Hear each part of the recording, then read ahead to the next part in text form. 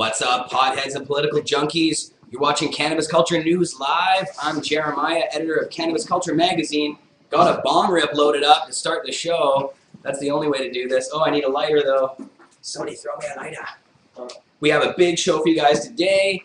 Washington State competes. There's a bunch of ballot initiatives competing to legalize marijuana in the state of Washington. There's at least 3 of them right now, and one of them is already on the ballot, going to be on the ballot. They have enough signatures. On the show today, we'll have Alison Holcomb of New Approach Washington. That's Initiative 502. That's the one that's on the ballot. We'll have Douglas Hiatt from Sensible Washington. He's a lawyer there who doesn't like 502, says that there's loopholes in it that will allow law enforcement to abuse their powers.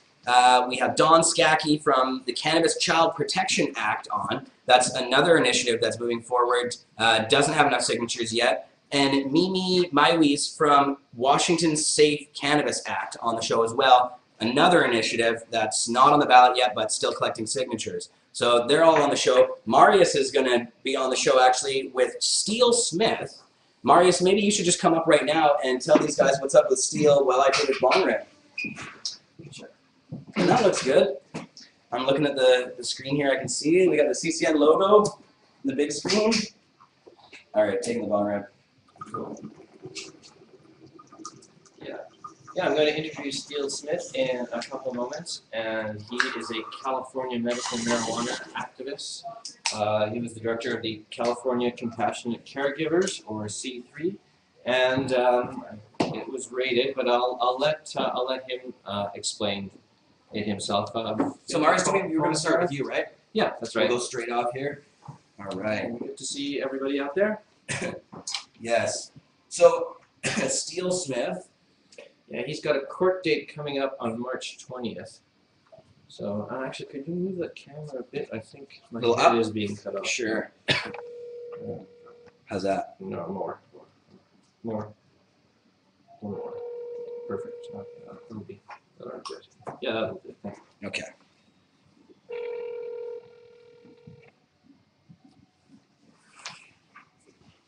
Hi, Marius. Hello, Steele. Hello. Can you hear me okay? Yes, sir. Okay, we're on live on Cannabis Culture News. Welcome. Welcome. Thank you. Excellent. So you contacted me a little while ago, and you're an activist from California. And well, why don't you tell everybody who may not know who you are, your story, maybe starting from 2001. You were an entrepreneur and you suddenly came down with an illness? Yes. Back then I had a marketing company, and I was diagnosed with a rare disease called Ellison, wherein I have 14 duodenal ulcers, which are different from stomach ulcers in that they're further down, more invasive and harder to diagnose. And doctors put me on morphine for the pain. I got addicted to the morphine and very quickly realized that that addiction was a pretty deep state and had to seek treatment to get myself off the morphine. That took about a year. And on the backside of getting clean with that hadn't solved the underlying problem, which was the AE and the ulcers in the first place. By this time, I'd lost a lot of weight and was aware of cannabis to create cessation and to abate nausea through some AIDS patients' friends. And I went up to Los Angeles and got my own recommendation from Dr. Stephen Vickery in Los Angeles back in 2005. And he gave me a list of the collectives at the time that were dispensaries at the time in LA. And I visited a couple of those, and they were pretty rough places back then. Security guards and people hassling you in kind of dingy spots. And I'm from Orange County, so it was a hassle for me to have to drive to LA anyway. By this time, I'd pretty much lost my marketing company. Marketing companies require that you give their clients attention, and the year of inattention was such that my company pretty much had no revenue. So I either was going to get back in the marketing business and rebuild my client base, or this new idea of starting a dispensary in Orange County. There were no dispensaries in Orange County. Actually, there was one collective that was operating kind of under the radar, and I set up a storefront in a medical arts building, and my first collective back in 2007 was California Compassionate Caregivers. And we've grown into C3. A patient one day said, "No, that's 3 C's, C3," and I thought that was cute. So we've become C3, but we started off as California Compassionate Caregivers. And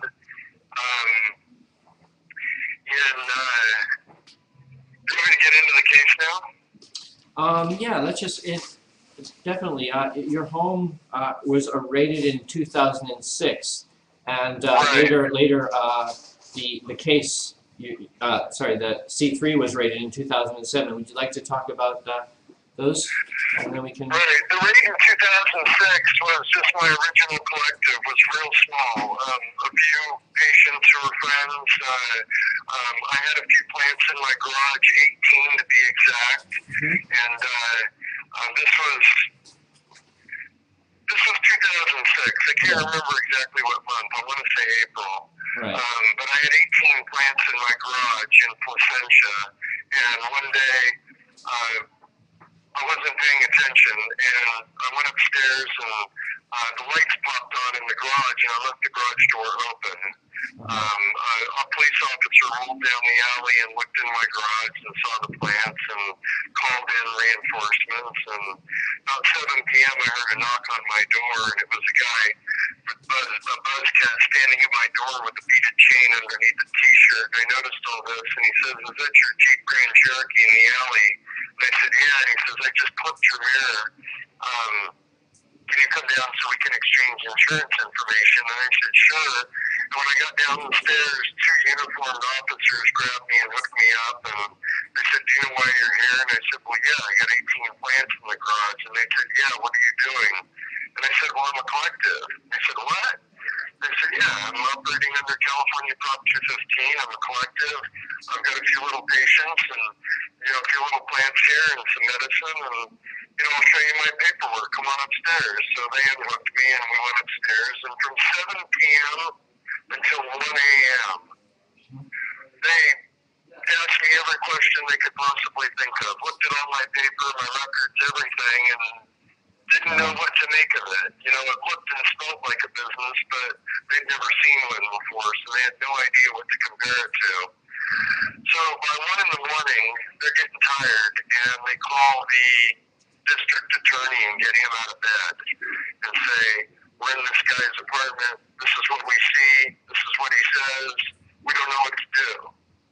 And the district attorney at the time says, "Fine, cut the plants, take the cash, take the bud, take the concentrate, take the brownies, take the records, take the computer, and leave. Don't arrest them." Right. What was the So outcome? by 2 in the morning, I'm feeling pretty raped, and I didn't even get a hug and a kiss. Oh, I can imagine. And senior officer left me his business card. I followed him up with him over the next couple of weeks and said, "How do I get my property back?" And he said, "We'll fill out this form." And I filled out that form, and for the next couple of months, he just blew me off. So I got a lawyer, and we sued the city of Placentia. We're asking $5 million for damages. Now, granted, that's an exorbitant number, but that's just what attorneys do. I didn't pick that number. But the key is that at that same time, in Garden Grove, most people will remember the Felix Ka case, K.A. Felix Ka was a young man in Garden Grove who was pulled over on a traffic stop. He had less than an eighth and a little glass pipe in his rec and his ID. That officer didn't realize that Felix Ka was legal and proceeded to violate his rights. Felix Ka got an attorney and sued the city of Garden Grove for, I think, $2.5 million is what he was asking. And he won. The judgment was $600,000 damages plus $300,000 in attorney's fees.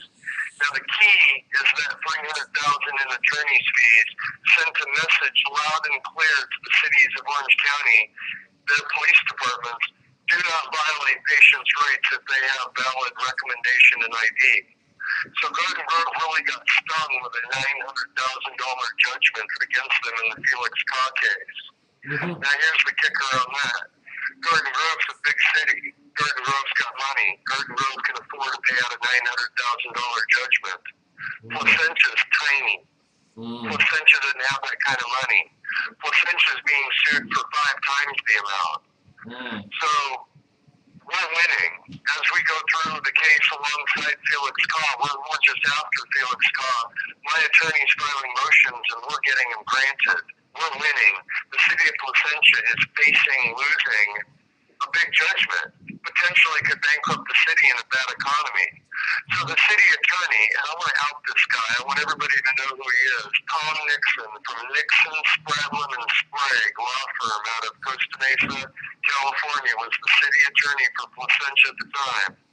My understanding is that the city fired him or his contract came due and they did not renew it. Either way, he lost his job. Well, interestingly, because he lost his job, it's because the city, okay, here's the part that's important with Placentia, is that Placentia's facing losing a big judgment, and in order for Tom Nixon to beat the case and to win for Placentia, he needed to get rid of my case, and he was facing losing in court, so he called the DEA. And when he called the DEA, he elevated my case to the federal level, which took it out of the civil courts and put it into the federal system, which is a legal term known as standing. Standing is your legal right to sue in the state of California. When my case got indicted to the feds and I was under federal indictment and on what's called pretrial services, I lose standing. So by my loss of standing, my lawsuit technically would have, actually not technically, theoretically could have vaporized, but it didn't. And I believe it's because the judge on my civil case is brilliant. That judge recognized that this was a ploy by Tom Nixon to win a case that he was losing. And he never should have called the DEA in the first place. He should have just dealt with the cops' error in the first place when they cut down my 18 plants. They should have just accepted responsibility for it and paid the damages, but they didn't. So when they elevated it, now it's here where we're at now. This is what I've been dealing with for the past 4.5 years. I've had an open case with the feds for the same collective that was legal under the state in the first place. That's why my case is unique, because I have no ancillary charges. So if I can I just interrupt you for a second? Was not a single count indictment. They had 2 to 20 charges, and those other charges ranged the gamut of everything. Okay? My charges are only cultivation, and under California law, and recently bolstered by appellate law in Orange County, cultivation must be on site. So I have to follow state law, and I have to cultivate in contravention to federal law, which says I can't cultivate. There's the rub. That's why this judge does not want to, I believe, respectfully try this case. Because a jury of our peers from the state of California know that this is a California medical marijuana state.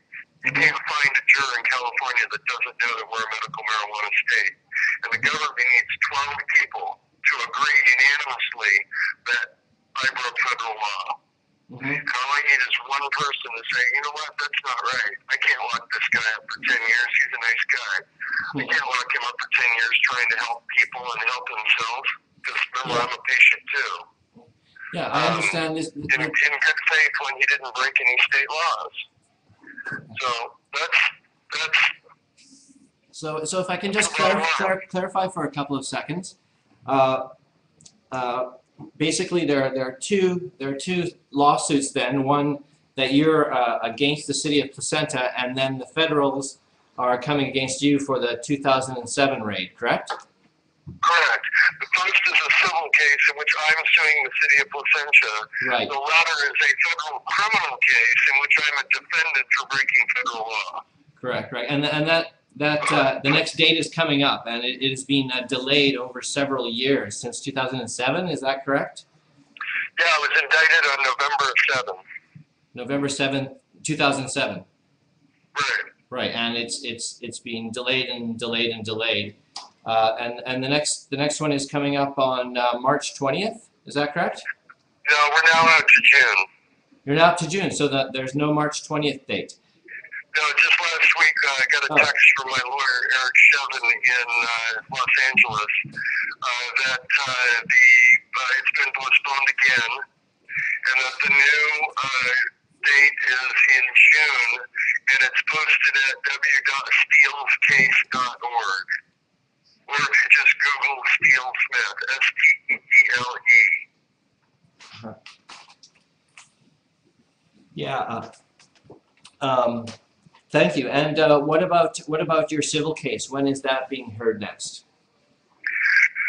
Well, this is, I think this is kind of one of the reasons why the feds don't want to dismiss my case, because they were called in by Tom Nixon to defend Placentia in the first place.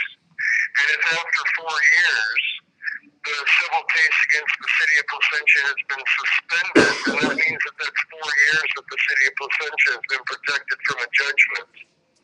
So if the government were to dismiss, that would renew my standing, which means I get to go back to court, pick up that case where it left off 4.5 years ago. Now, here's the kicker. 4.5 years ago, we're asking for $5 million in damages. The judge probably would have cut it down to, Felix Kyle got $900,000 for less than an eighth in a glass pipe that got broken.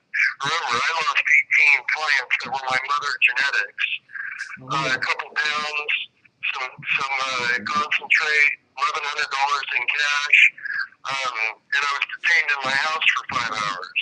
So if Felix Kyle got $900,000 for a glass pipe and less than an eighth and 15 minutes of detention on the side of the road, then I guess you could double it pretty easily and not be out of the realm of reality. I mean, some people would say triple, quadruple, I don't know. So point is, it's a big number. And if the feds just dismiss me, then that's basically affecting a potential judgment against the city of Placentia that could have the net result of bankrupting the city.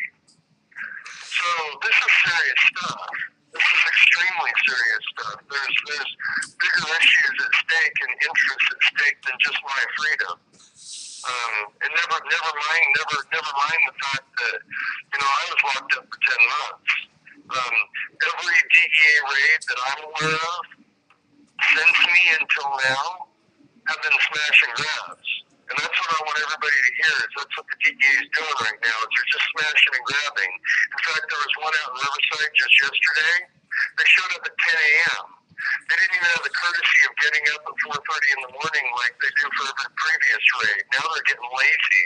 Now they just show up at 10 a.m. Soon they'll show up at lunchtime and want to share pizza, and then say, yeah, no, we took everything, but we're not going to arrest you. Have a nice day.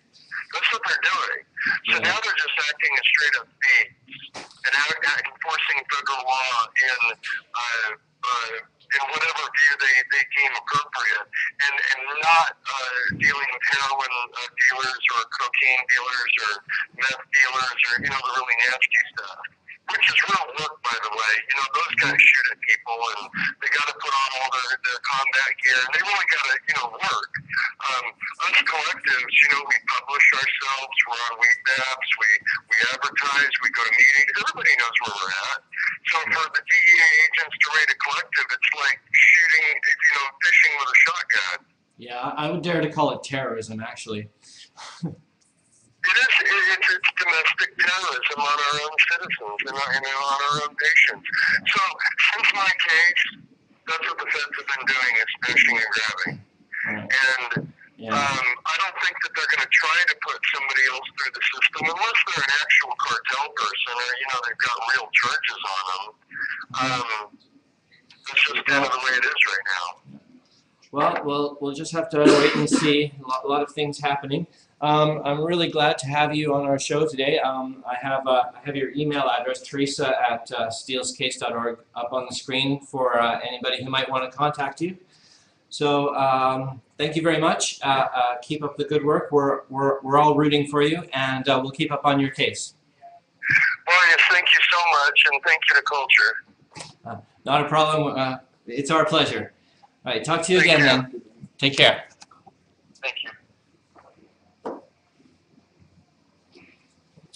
Okay, that was Steele Smith from California, and a lot of information there. The case, unfortunately, has been moved to July, I believe he said, but like you heard, there's a lot of things going on in it, so they're going to try, I guess they need more time to try to stop it.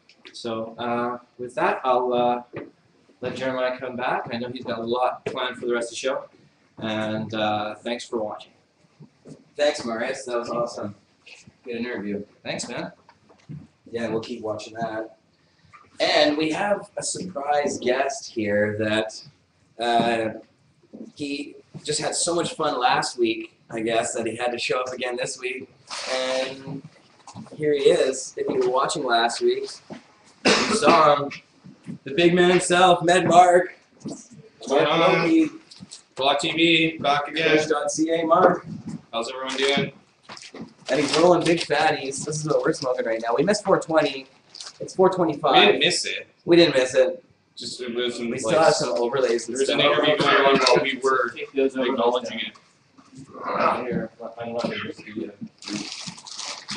Wow. Thanks. You don't cough, you don't get off. That's right. Sometimes you have to. I brought a few I was just strains for slugging us to some water. medicate with. I see that. Before I Few is start right. rolling them, I wanted you to have a look and choose your favorite. Pine tar. What do we got here? Green crack. These guys are gonna want to see these. They're all labeled too. Popcorn Oh, he brought the popcorn again. Oh man. and Lazy Daisy cake. Last Friday I was so high. I just couldn't. By the end of the show, I was like crippled, sitting back in my chair. I could barely move. This stuff is dangerous. Yeah, well, What? You brought other goodies I haven't seen it's a before. variety. These are my favorite. It's like a coconut cake. It's like a Lazy Daisy cake. They're really good. Lazy Daisy. That's what they're called. Looks good. Yeah, you can use it before you go to bed tonight. Oh. Wow. Yeah. That's and this is marshmallow. Yeah, and we got the chocolate butter. Figured you'd be more You interested have a in bunch that. of these. Yeah. I still have this last one you gave me. Nice. This one's from the chocolate wheat. Right? Remember that one? Yeah. Have a smell.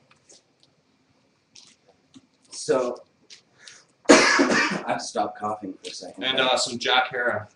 I know everyone loves that. It's a true favorite. It's a sativa. That sounds really good. Smell chocolatey?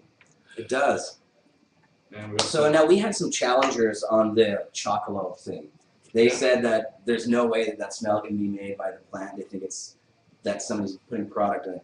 And they also referenced another one that's going around, a cotton candy right now. cotton candy, same thing. Yeah, no. Well, unfortunately, if there was to be spray or anything like that, the weed would burn black. For one thing, would be a telltale sign. Yeah. And their cotton candy's even got its own website with the strain available. And I know people that have grown the phenotype. And if you're from Europe, then you definitely know about the chocolate. The chocolate was like big in Europe. And yeah, once you smelt it, you'll always distinguish it. Huh. All right. We got So- some. Yeah, we'll toss it back. Now the ball will be going back to the Wednesday show probably. I think it was Mr. Al the Alchemist that was challenging some of the chocolate stuff. It's not my strain. I'm not growing it, so it's you know, I think we were the just talking members about it. like it. You know, that's basically It's how pretty it goes, right? tasty though. It's pretty tasty. But it's but it that does- good of a smell, you know. It smells It does- so it is- chocolatey that it's It hard to makes you believe. believe that It's very maybe hard you're to putting believe. some in it. So Yeah. no, the Crazy. flavor carries through is a telltale sign. Like you could make stuff smell like it by like the essence of it, but I don't think you could get the flavor and to actually carry through in the turpentines like that. Yeah. Huh. Well, that looks good. It's the cotton candy. And we were smoking that in the bomb last show. Not this flavor though. That's how high we're getting. Somehow the camera was Is shutting that being off. wrong? That we're back. So, I guess we should move along here because we do have a lot to do today. We have 4 more guests to bring out, and maybe Mr. David Mamal-Levine if he does choose to stop by with an artifact from the Herb Museum. And I really want to talk about something, but we'll wait till David gets here before we talk about it. Awesome. I'm going to roll up some joints throughout the show. Excellent. You'll be keeping us high the whole time with all of these crazy things. Awesome. Yeah. What do you want to spill? Delicious. One, and I'll roll it up. Shit. That one looks good. It's lucky. Lucky 7. 7. Roll the Jack Arrow. Sure. Get them going. And what is this that we're smoking right here? That's the pine tar. Pine tar. It's from me. Nice. That's your girl? Nice. Cool. And here's the other problem. I'm looking at our storyboard of videos, Marius. Yes. And our video of Alison, my interview with Alison, still hasn't uploaded completely, but now it's starting. Now it says 6%, so that's promising. Yeah, I haven't even picked one yet, actually. That could have been the problem why there was no intro this week. Oh, there was no intro at the beginning of the show. Yeah, we forgot about that. Is that what happened? That's what happened. Yeah, I figured as much. I didn't even think about it at all. It was there. I uploaded it, but well, nobody will know that because in the on-demand version there will be one. They'll be like, "What are you talking about? I saw the intro." Oh, okay. Rollies. No live intro. Rollies? Yeah, right there. Ah, you want this? Yeah, and these guys? yes. Thank you. Perfect. All right. So, now I think what we should do first is go to the video of Don Skakie from Washington State. Don is an activist who used to work with Sensible Washington a lot and does a lot of stuff down there. He is always at all the rallies. I see him all the time. And I did an interview with him earlier today on the phone, and I recorded it, and I'm going to play it for you guys here. I'm going to cue it up. Now, Don is working on an initiative. I'm just going to break this down for you. In Washington right now, there's Initiative I-502, which has already enough signatures to get on the ballot, and they've already been approved for the ballot. So they will be in front, that question will be put in front of voters. And 502 is causing some controversy in Washington State. Some activists think that it is poorly written to the point that it may cause some serious problems. What's going on, Marius? Just moving. Getting rid of my Snapple? But I'm so thirsty. I love Snapple. That's my endorsement for Snapple. Getting it. It's my favorite iced tea. It was an eyesore, sorry. I understand. No products, just our own logo. Yeah, that's really nice. We only want our own Now we logo. can continue to sell apples. That's right. No, it can stay. Take that up next. It can stay. So where were we, Don? Yeah, anyways. Washington State 502 has all the signatures. Some activists don't like it. They say there's blood testing for driving while you're under the influence, and in the breakdown of the actual amounts that are in your bloodstream are enough that a lot of people could be targeted even days after. Although there's some controversy because I talked to Alison of New Approach Washington, and she tried to answer some of those questions, and she had answers for them, but I don't know how they break down. We're going to bring Douglas Hiatt on the show as well as Alison and Don. Doug's going to talk about the points he doesn't like about 502. He's from Sensible Washington. He doesn't like a lot of stuff about 502. And he's on live. We have also Mimi Miwez on live. She will be talking about another initiative in Washington that's being pushed. And so we're going to get right to Don right now, I believe. And this doesn't look like it queued up again. Oh, there we go.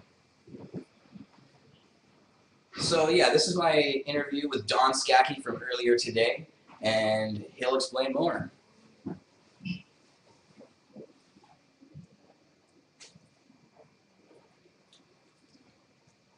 I'm here with Don Skakie, a Washington activist with the Cannabis Child Protection Act, a new initiative being put together in Washington State to take on 502 and maybe some of the other initiatives if any of the other ones pass. Don, how you doing? Very good, Jeremiah. How are you? I'm good, man. Thanks for coming on the show today. Don, maybe... Sure, and just to be clear, our initiative stands on its own. I know there's opposition to 502. I'm personally opposed to 502, but the campaign is an alternative. It's a kinder, gentler, more reasonable rational alternative. All right, well, why don't you tell us about the initiative and what you guys are trying to do? Sure. Well, as you know, I've worked with the Sensible Washington initiatives, 1068 and 1149 over the past 2 years. We're simply a removal of the penalties for adults while retaining penalties for minors. In our experience over those 2 years, we found a couple of flaws and actually wanted to come at it a little bit different way. Our author has a couple of school-age children, one of which will be soon be going to junior high school.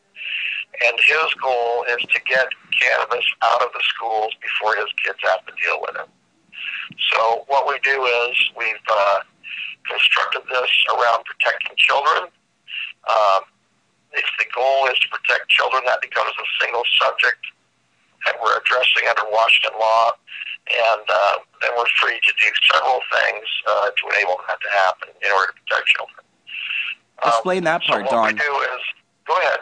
Well, I was going to say, just explain that part. How does this bill protect children exactly?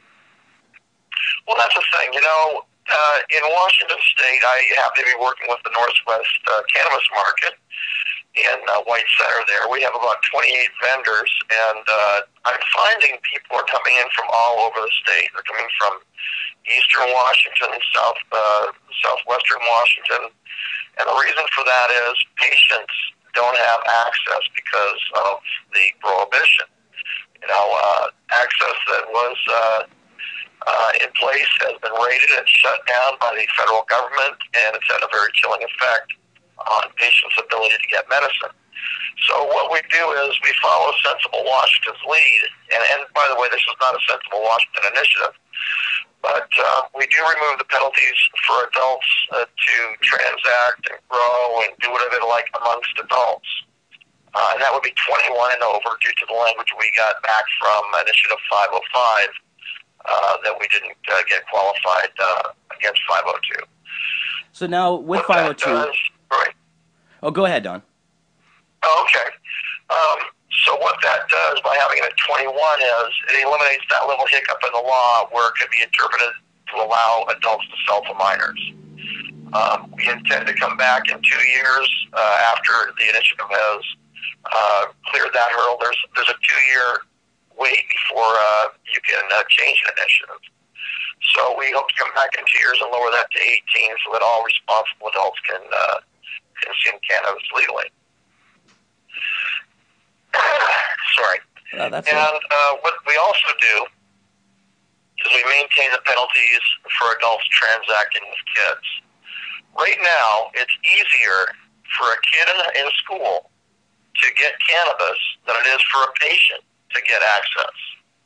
And what often happens is that in desperation, they will turn to the available source, and sometimes that turns out to be kids.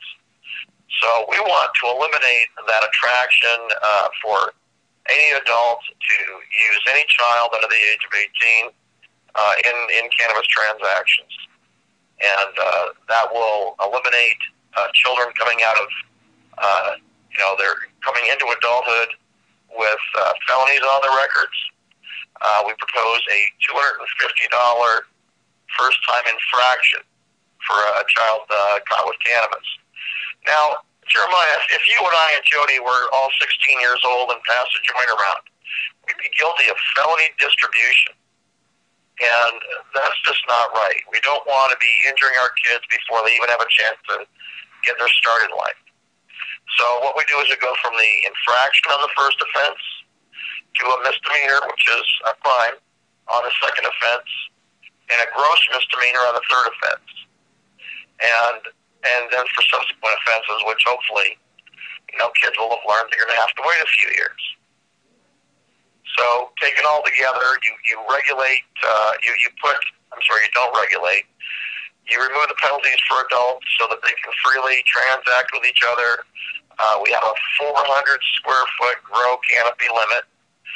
That's roughly 20 by 20 for anybody who thinks that's pretty big, but that's as big as my vegetable garden out back. But it's not so big that commercial interests or cartel interests would use the law as cover for the illegal production, commercial production. Right. So, Don, with 502 being there already, of course, in Washington and having collected all of its signatures, why did you guys feel the need to put another initiative like this one forward? Why was it important? Well, I personally, like I said earlier, I have a lot of problems with 502. And the one is, like I just mentioned, if they claim to legalize, but there's no home grow, you are literally forced to go buy through a licensed store by the state government. And which, of course, you know, the feds are going to have issue with that.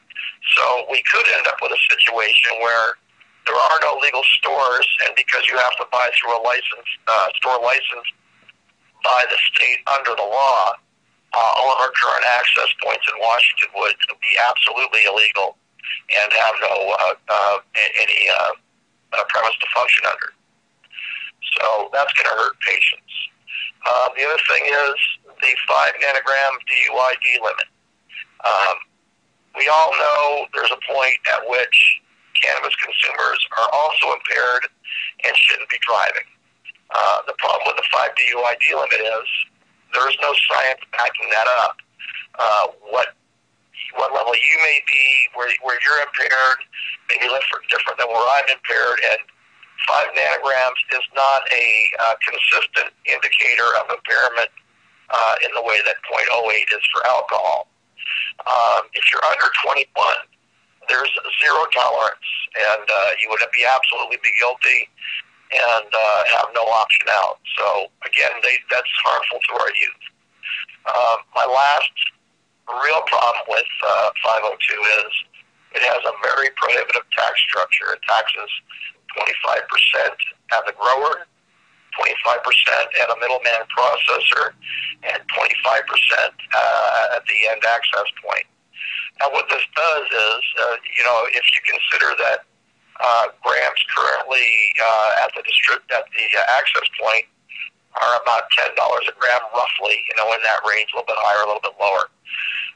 If you use that number and extrapolate the cost out, give the current grower cost to the current access point distribution cost,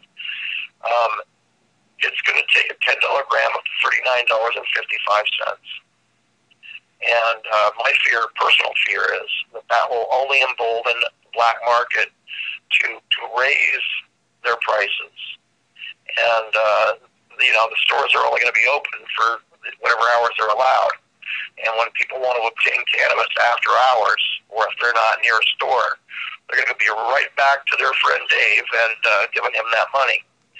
And my problem with that is that money will now go into the black market economy. If we allow home growing, all those $40 bills that are going to Dave now will now go back into the legitimate economy. People are going to use that money to buy groceries and gas and clothes for the kids, and maybe even save for retirement or, you know, pay a bill. And that money will then churn in the regular economy, the legitimate economy, and create that tax base across the board, not just in this specific focus that 502 presents to us. Right now, with, of course, the success of 502, they have, you know, celebrity activists on board, people promoting it, that kind of stuff. And, of course, they've managed to get all their signatures already. Is it hard to push another initiative when one like that has already had that success? And, you know, the funding is such an important part. How do you guys plan on acquiring that funding? Sure. Well, you know, to speak to that, it took them right up until December 29th and 30th, 31st to turn in all their signatures. They spent about $1 million, or roughly $3.30 a piece to get those signatures. So, I mean, I commend them for qualifying to the ballot and understand, you know, the resistance they had. If you live in Washington State or where the issue, patients did not support this. There's actively a patients group working against their initiative. They had polling in July. Actually, the polling in July about legalization in general had approval at about 54%. Pardon me. But a recent Elway poll worded specifically to apply towards the tenets of I-502, had that support drop to 48%. So in 6 months, based on their language, they've lost 8 points in the polling. That combined with the opposition that is surely to be an issue in the press, I have my doubts whether they'll be successful at the polls in November. So as for our issue, we do have that energized base of opposition to rally around.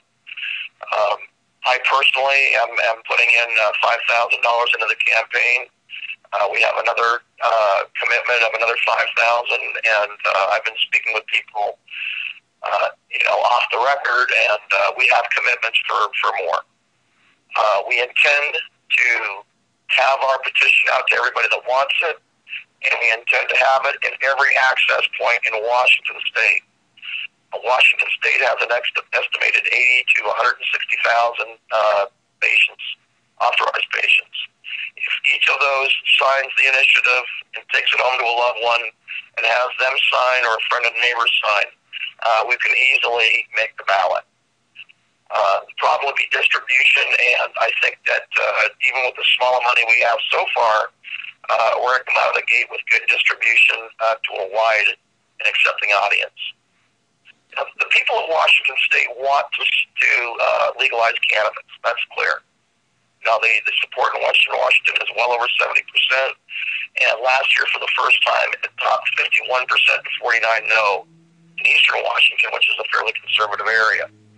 The only question is, what will that legalization look like? And I feel that in the America we live in, we seem to be going towards more and more of restrictive living and less freedom. And I think when the public has an honest opportunity to examine these two initiatives side by side, they will choose the more calmer and reasonable initiative than the more draconian one. So, Don, you don't have a number yet. You guys are working on getting that number, but where do people go if they want to help out the campaign or find out more information? Well, we're building our website right now. You can go to Cannabis Child Protection Act.org, and there will be something up there. This was pre-recorded, so we're speaking at noon, but by the end of the day here, I should have my technical people enough up that people can actually read the initiative. There'll be a link to the language that's in front of the Secretary of State right now, so they can at least read it, and more will come. We'll have a donate button on there, of course, for people that want to support, and volunteer button. People in Washington State, especially over in Eastern Washington, these are hard economic times. It's hard for patients that have limited resources, pardon me again, to find the money to donate. They need that money for their medicine and food and paying their bills. But what they can do is take petitions themselves. We'll be printing up a good run of petitions and getting them out to people that can't afford them. Or there'll be a PDF that you can download and just take to Kinko's or FedEx or whatever and print several sheets out. And those that can't, there's able-bodied supporters that might have jobs, might be busy. They're too busy to stand on a street corner and collect signatures. Well, for them, we would love to see some cash equivalent activism. When you give to the campaign, our campaign is going to be going towards gathering signatures. It's all about the signatures. We can't do anything until we get on the ballot, so the focus is on signatures. And when people give money to the campaign, that money will go to getting signatures up to the point when we qualify for the ballot. Awesome. Don Skakie, thank you very much for coming on the show. We'll definitely be speaking to you again as we get closer to November and as the campaign progresses. Thanks for coming on, man. You bet, Jeremiah. And as you know, I am a Canadian, and recently my passport has expired, so I need to come back home and renew it. And I look forward to seeing you all there and coming on the show live. Oh, man, I'd love to have you, for sure.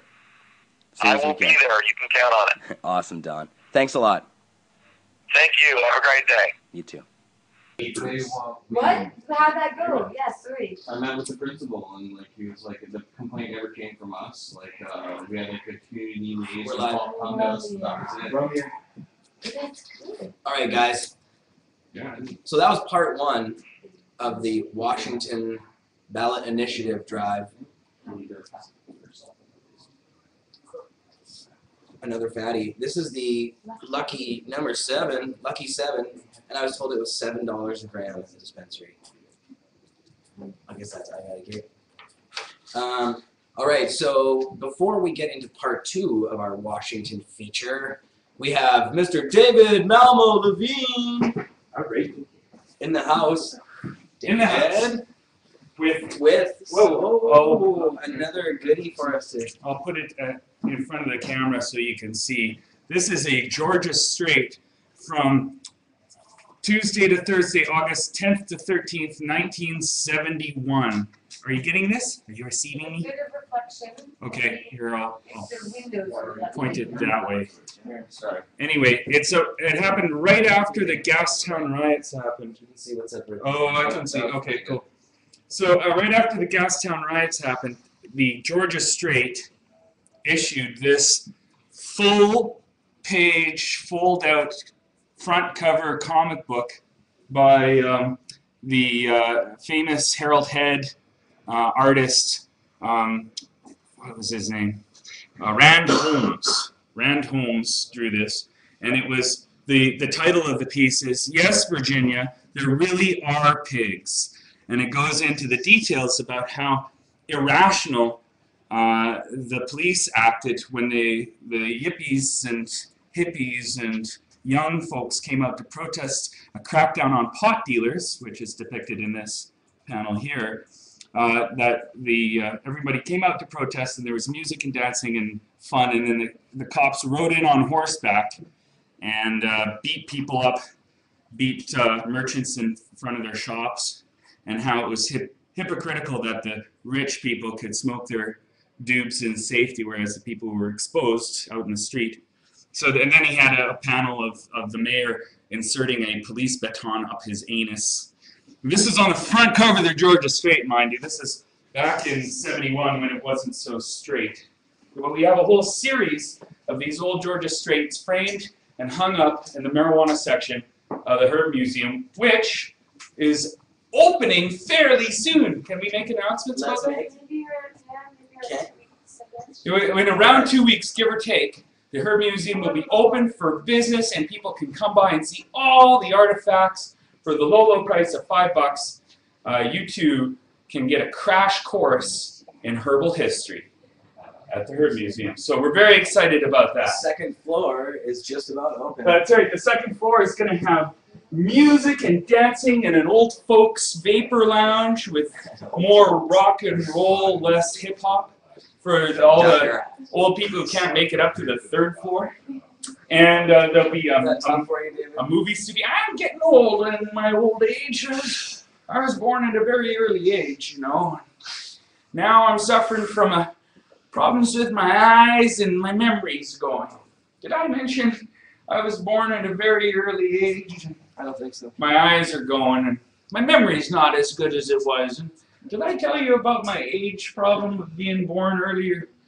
Yes. Anyway, so great fun and excitement here at the BCMP. The whole second floor is going to explode with activity. We'll have workshops and movies, and we're going to rock the second floor. We're going to party like it's 1999. Yeah? Yeah. I don't remember if that was really a big party or not. It was hyped. It was a lot of hype.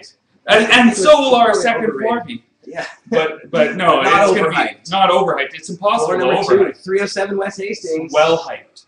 On the pop block. On The the pop pop block. block is expanding. And yeah, so that's really cool. Finally, the second floor. And so there'll be a vapor lounge like the one we have here upstairs on the second floor as well. Second floor vapor lounge, David's Museum. And we may even do things, I don't know, maybe we shouldn't talk about it yet, but we're hoping to do movie night. Oh yeah. Well, okay, there's Every movie day. night, and then there's other things that we can't even talk about. They're so super secret. But I got stuff up this sleeve, I got things up this sleeve, I got things in my pant legs. How many sleeves do you have? I got a lot of sleeves. I got lots of plans and lots of surprises. So stay tuned. Stay totally tuned if you get my drift. tuned. Yes, well tuned. Well tuned. Cameraman, Highly tuned. smoke that. Medicate. Cool, David. Thanks for the artifact. Yes, you're welcome. This has been a herbal history moment with David Malmlevy. Mark sent me an email today saying that he thinks you should have your own 15-minute show that you do once a week. Okay, well, the museum's over. Malmo's Museum. Malmo's Museum. I was thinking chronological order. How about that? Oh, that's gotta. I don't know. That's It's which more snappier. It's more funny. We'll take a poll. Melmo's Herb Museum moment. Send us what you think Malmo's show should be called in the That's chat. right. We'll take a poll. And if you're not in the chat, I don't know how many people, what percentage uses the chat room, the people who tune in, but go and check out the chat on livestream.com/PHTV Network Yes. and have some fun there. All right. Catch you guys later. Keep Bye, your heads David. held high. Thanks, David. Bye, David. All right. More joints. And I've been eating some of this popcorn that got me so destroyed last Friday. Yeah, I was really out of commission. At least I had a chair to fall into last week. There's more. So, Pod TV, just want to quickly talk about some of the stuff going on Pod TV. Ever expanding here in Vancouver and in Toronto. Of course, if you didn't see our new schedule up on the front page of cannabisculture.com, you have to check it out.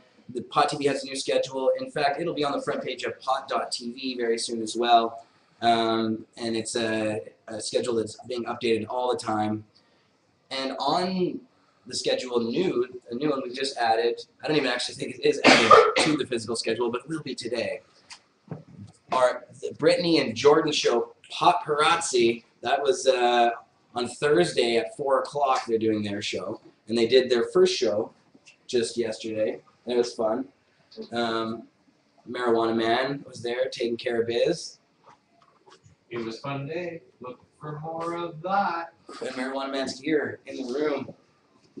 We have like a big crowd actually in this smoky room. Wow. Filmed before a live audience. That's right. Just like Three's Company. This show is basically exactly like Three's Company. We just need 2 cute girls. Well, wait a sec. There's 2 in the room. And I'm not talking about Marius and Mark. All right. Here. Passing joints. All right. So enough fucking around. But I am getting really high eating this popcorn.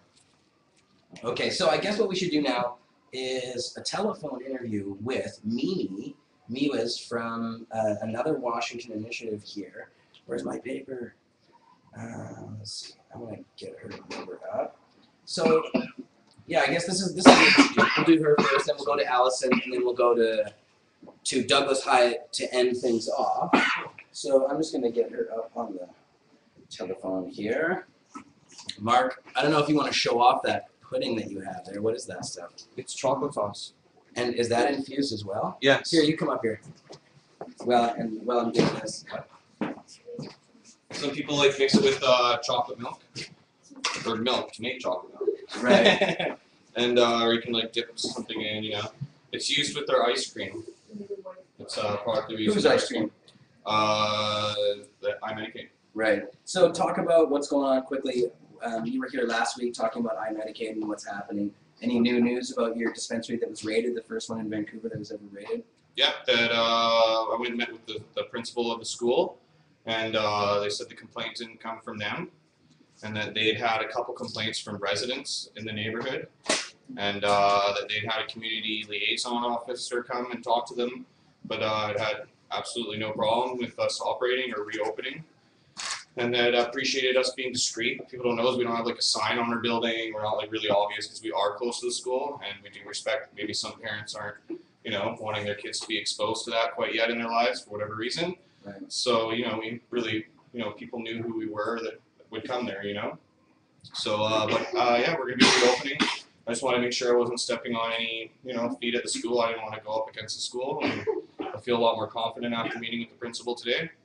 So I'm going to be meeting with the... That's the way to do it. Make friends with everybody you can. And then if some jerk tries to complain about you, you have all these people on your side that'll speak for you. Maybe they won't, but There's a gun store 3 doors down, you know, so the irony is kind of like, yeah, you know, that stuff actually kills people, you know, and I'm not against guns and, you know, or people having the right to own a gun or whatever, but totally different argument, but yeah, the irony is. So yeah, we're going to reopen, and I feel a lot better after that, and I actually went and viewed the location, and just basically the safe was broke open, and my lawyer's obviously on it, and you know, the Crown hasn't received any charges, and or the police file, and you know, police are basically saying it's from community complaints, which is pretty ignorant. So whoever was complaining to the cops was probably the same person complaining to the Catholic school or something. Who knows, right? Yeah, or maybe there's a few people. You know. I'm binded by a lease there, so like I can't get out of the place, and if I have to stay, there's no convenience store around there. So I reopened a marijuana education center and convenience store. You know, I could zone it however I want, right? So I'm not going to move just because people don't understand that medical marijuana is a safer medicine other than morphine and many of the other prescription drugs that people get addicted to, as we heard earlier in the show, and that it's like a rewarding thing for me to do. And if I got to be the front line of it and have people slander me when things do go rough, then that's just the role I got to take, and I'm just going to continue forward. And if I don't keep that place open, I guarantee I'm going to reopen in your city maybe soon, you know? So, He's really, everywhere. it's on behalf of the patients, you know? If I didn't have people that were coming and signing up and accessing the services that were sick, then I wouldn't be doing it. Right. So there's 300 members. Also, we have disabled people that work at the actual dispensaries, you know, that are able to make a wage and fit in the community. So it's like, it's just nothing but good. Right. Show me my victims. Right. Right, that's what it comes down to. It's a the other victim's location's crime. open, and this one will be opening soon. It's reopening, yeah, they're guaranteed after meeting with the principal and, you know, basically finding out that it wasn't them, you know? Yeah. So that's all I really wanted to hear. Cool, man. Well, and about the expo as well. That's what I've really been working on. Yeah. Really exciting. That's going for sure July 27th, 28th, 29th. I spoke with Dr. Lester Greenspoon, so we're hopefully going to have him come out, and if his health isn't going to be up to be able to travel, we're going to Skype him in, and we'll have a live lecture, so on a big screen. And other than that, we're trying to book other people to be able to come, maybe some famous authors, not just pot related, but also natural health related. And yeah, 200 booths. So, and our website will be up and running by the weekend. It's healthexpovancouver.com. And yeah, so everything will be up and running. Is there anything there now, or is it just? No, we just got the site yesterday, and the logos are done, and we're putting it all up. Cool. It's been a never-ending contract negotiation with the city on how much police we have to have there, being able to have a shuttle bus for patients to be able to go medicate off-site, because there's no medicating or smoking of any kind on the site, and it's an ongoing negotiation. But yeah, so basically it was that. So do you think you have enough time to get as many booths as you want? yeah, I've already signed, I'd say 60 booths. So it's I'm not really worried about it. Nice. If not, it'll just be us there. That's right. That's right. Lots of space. So, we yeah. can stretch out. It's going to be the middle of the summer, and I am putting on a show. So at the very least, I'll book people that want to, you know, someone you're going to want to come and see. It's not just about the booths. I really am just throwing a show. So, Cool. and, you know, and it's really about what I'm going to be able to present for people to want to come down. And I realize that, so I'm not worried about the booths. I'm worried about why people are going to come down. So, you know, I'm in talks with a bunch of different people to be able to come in there, talking with agents in all over the world. Great Cool. people, Deepak Chopra, What? all different people, you know, that I'm in talks with, yeah. What? Get him down. That'd be cool. Yeah, so Yeah. definitely not just a pot-related expo. I think that needs to be quite clear. It's a health expo. There's going to be about 70% all different health booths, and food vendors. There's going to be another one. There's going to be a lot of different health food vendors. So I want to have a lot of food giveaways, basically, is what I'm trying to get. Yeah. So And then 30% marijuana. yeah, a lot of informative booths also. If there is empty booths, I'm going to fill it with information booths, you know, whether it be just not for marijuana stuff, but a lot of educational booths. Like I said, a show, right? Well, I mean, that's a third of the whole thing that's pot related. That's pretty cool. Yeah, but I got the city support. It had to be all presented to the city and got their okay. Yeah. So they realized there is going to be marijuana, you know, leaves and marijuana booths there, right? So it'll be an opportunity for businesses to show their support for marijuana also. Right. Because we are telling people, you know, that we're not just like blindsiding people that, hey, there's going to be some pot booths at this health expo. Yeah, everybody knows. So, yeah, yay or nay, we'll see. You know? That's the way to do it. keep piggybacking on these other movements too. You know, that's the way to do it. Get it all together. Well, marijuana needs to become mainstream and for people to be educated about it. Because I really think there's an ignorance out there is for it to be presented in a health scheme, you know, because it is. It's healthy. It beats everything. No one's ever died from marijuana, and it's not physically addictive. Just keep saying that over and over again. If David was here, he would give us a big lecture about how, of course, marijuana is a holistic medicine and works before, you know, so you don't get sick. Yeah, we have cannabinoid receptors for it. It's the only thing on the planet that produces cannabinoids. Duh. You know? Involved with it. Oh, I keep it's saying meant for us. It's physically. So I want to thank you guys for your support and everyone that has given me any support, because there's been a lot of people that have, you know, guessed what may have led the police to come there, and there was no actual facts, and so that's really a big thing for me to realize that it was nice to have support from everyone, from you and Cannabis Culture, and to, you know, lead the fight and, you know that I wasn't doing any illegal activities, quote unquote. Even the police said it was community complaints. So. But yeah, so I just want to see what thank their everyone. investigation digs up. Yeah, well, who knows, right? Like, what are they gonna get me for? Flower crimes? You know, like nothing was backdoored or anything. So yeah, it really is just a case of I think community coming down there, or someone saying that they witnessed illegal things going on, and yeah, what can you do, right? Yeah, cool, man. Well, that's excellent. All right, so I've got Mimi on the phone here. I will give her a shout now. Awesome, I'm going to keep rolling. Cool, man, thanks. Thanks so much for having me on. Yeah, and thanks for all the goodies again, man. You're trying to kill me with all this stuff, though. Last week I was losing all my materials. Hi, Mimi. Hi, how are you doing, Jeremiah? Oh, I'm doing very well. Just here live on the air right now, Cannabis Culture News. And Mimi, I told people a little bit about what's going on in Washington. So I've told them about Initiative 502, and I've played them actually an interview I did earlier today with Don Skakie, who's working on yet another initiative. But you're working on an initiative called the Washington Safe Cannabis Act. Can you tell us a little bit about that? Well, the Washington Safe Cannabis Act was written to protect patients. Currently in Washington State, medical cannabis patients are still subject to arrest, and they can be jailed and have to hire an attorney and go to court and possibly have an affirmative defense. Unfortunately, lately what's been happening is judges have been tossing out the affirmative defense and not allowing it. So patients are getting arrested and prosecuted once again, and we don't have any protections in place. Good protections, arrest protections. And then 502 came along with the DUI and the taxes and all its other problems. And patients came to me and said, look, there's got to be something we can do. And I'm a patient. I have a terminal illness. I'm quite often homebound, not always.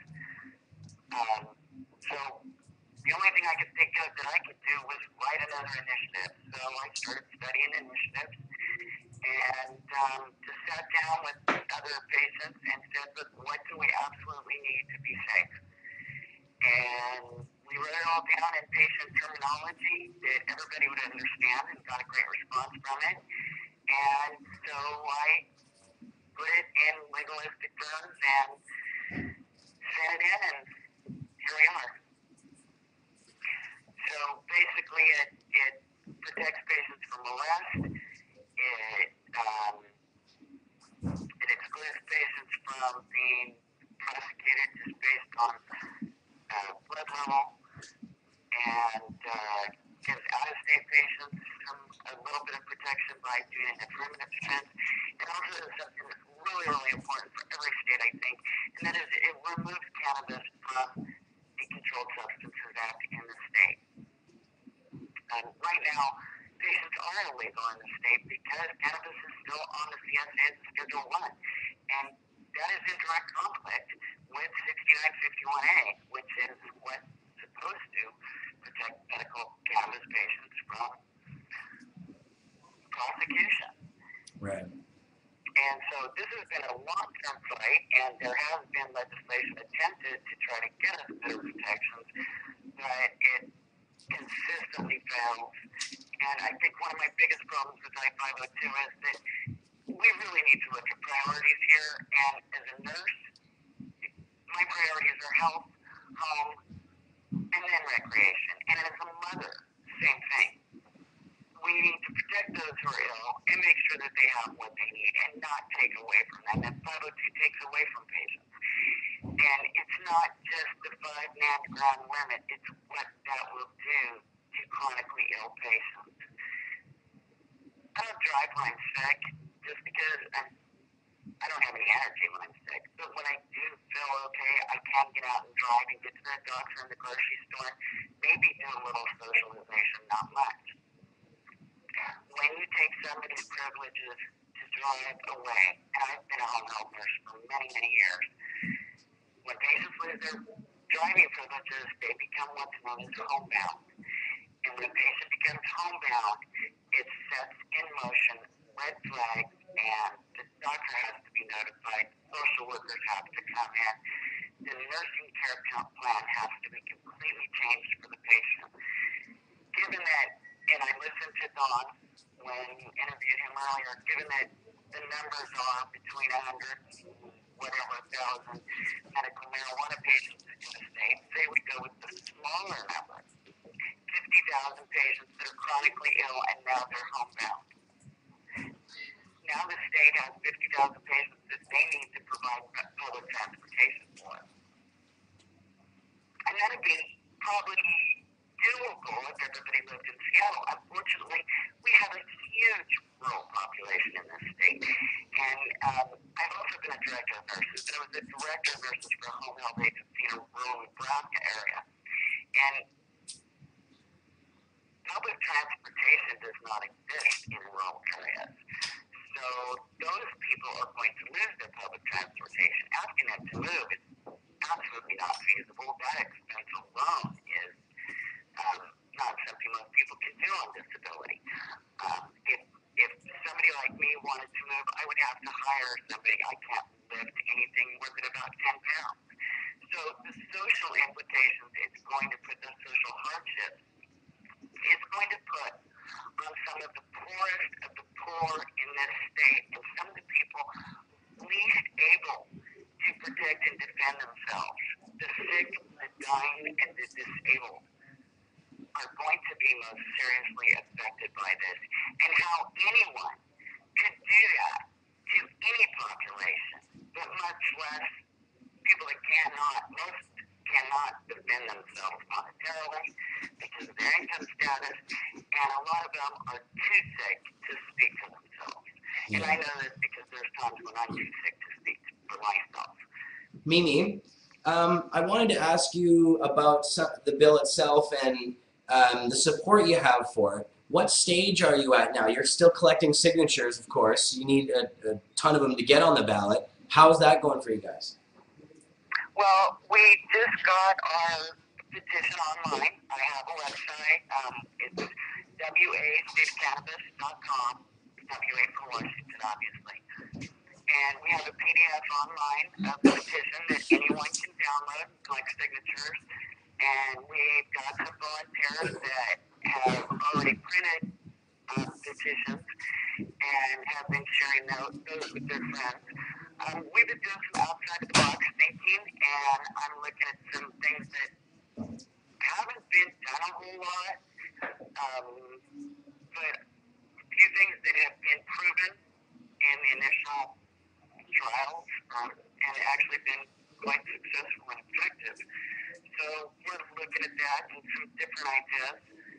I have a wonderful volunteer support base in that I wrote this from my heart. I wrote it as a patient. I am not a dispensary owner. I'm not an attorney. I'm not looking for political gain. In fact, my diagnosis is terminal, and we never expected me to live this long. I've made arrangements for everything that goes through the Secretary of State's office. I've set up with someone else that has the passwords and all the information and knows what I'm doing with that end in case something happens to me. My website is run completely independent by two absolutely wonderful guys who have just picked up and taken the ball and ran with it, and from two guys that are hosting whatever, they're also absolutely wonderful. All volunteers, and all this is what they can do to volunteer for the movement. And I'm just putting everything in place so that if something happens to me, and I fully expect not to live until November, to tell you the truth, if something happens to me, that this will still go on. So that's where I'm coming from. And you know, you can talk to an attorney, you can talk to a dispensary owner, or you can talk to a dying patient who's been a home health nurse. Who are you going to believe? I wrote this from my heart. It takes, by taking cannabis off the Controlled Substances Act, it also takes marijuana to illegal misdemeanor possession, and that is it. So it's a huge step towards legalization, but not quite there. But it certainly protects us a hell of a lot better than I-502. There's no felonies involved. There's no fake DUIs based on unscientific numbers pulled arbitrarily out of a scientific study that clearly states that those numbers cannot be used to determine impairment. And as a registered nurse, I've worked with FDA study drugs. I've done experimental medicines and techniques, worked with the doctors in home health for patients that were dealing with all kinds of things like that. And I've taught techniques and medicines and documentation, and I've followed things. So I do know how to read a research paper. Obviously, the people at New Approach Washington do not.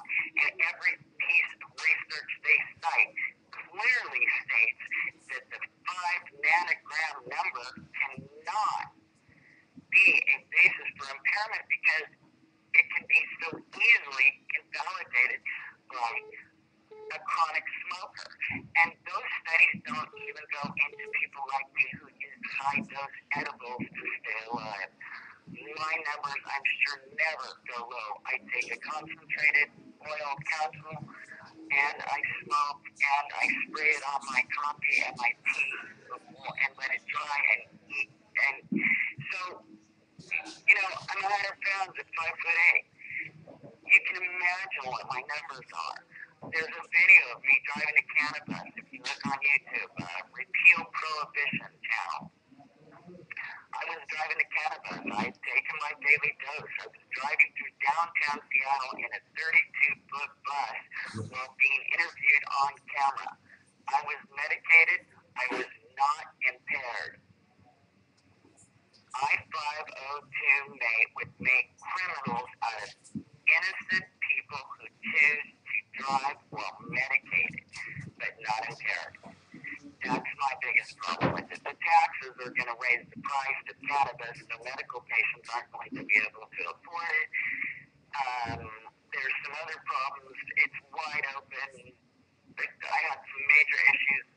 The social implications with some of the other regulations leave it arbitrary that stores can't be in high poverty areas because high poverty areas are high crime areas. I mean, if you go into it and read the entire thing, it's just a mess. And, you know, 10 months ago, Alison wrote a really nice piece on one of those legal law firm things that she consults with, and flat out stated that if you remove CSA, if you remove cannabis from the CSA in the state of Washington, she believed that it would legalize it. So if she's saying she's legalizing, why wasn't she following her own advice? Right. Yeah, well, you know, I asked her some questions. I also interviewed Alison as well. And yeah, she had some answers. I wasn't necessarily 100% satisfied. Douglas Hiatt from Sensible Washington's coming on the show once I'm through talking with you, and he's going to tell us about his criticisms of the bill. But yeah, well, I really appreciate having you on, Mimi, and maybe can you drop your website one more time for us? It is WA for Washington, WASafeCannabis.com. And it is live. We have chat, there's Twitter links and Facebook, all kinds of nice buttons that I don't know a thing about. I know how to share on Facebook. My guys take good care of me, so. And we're on Facebook, Washington Safe Cannabis Act. And we're on Twitter. I think it's the same as the Facebook page and Google Plus.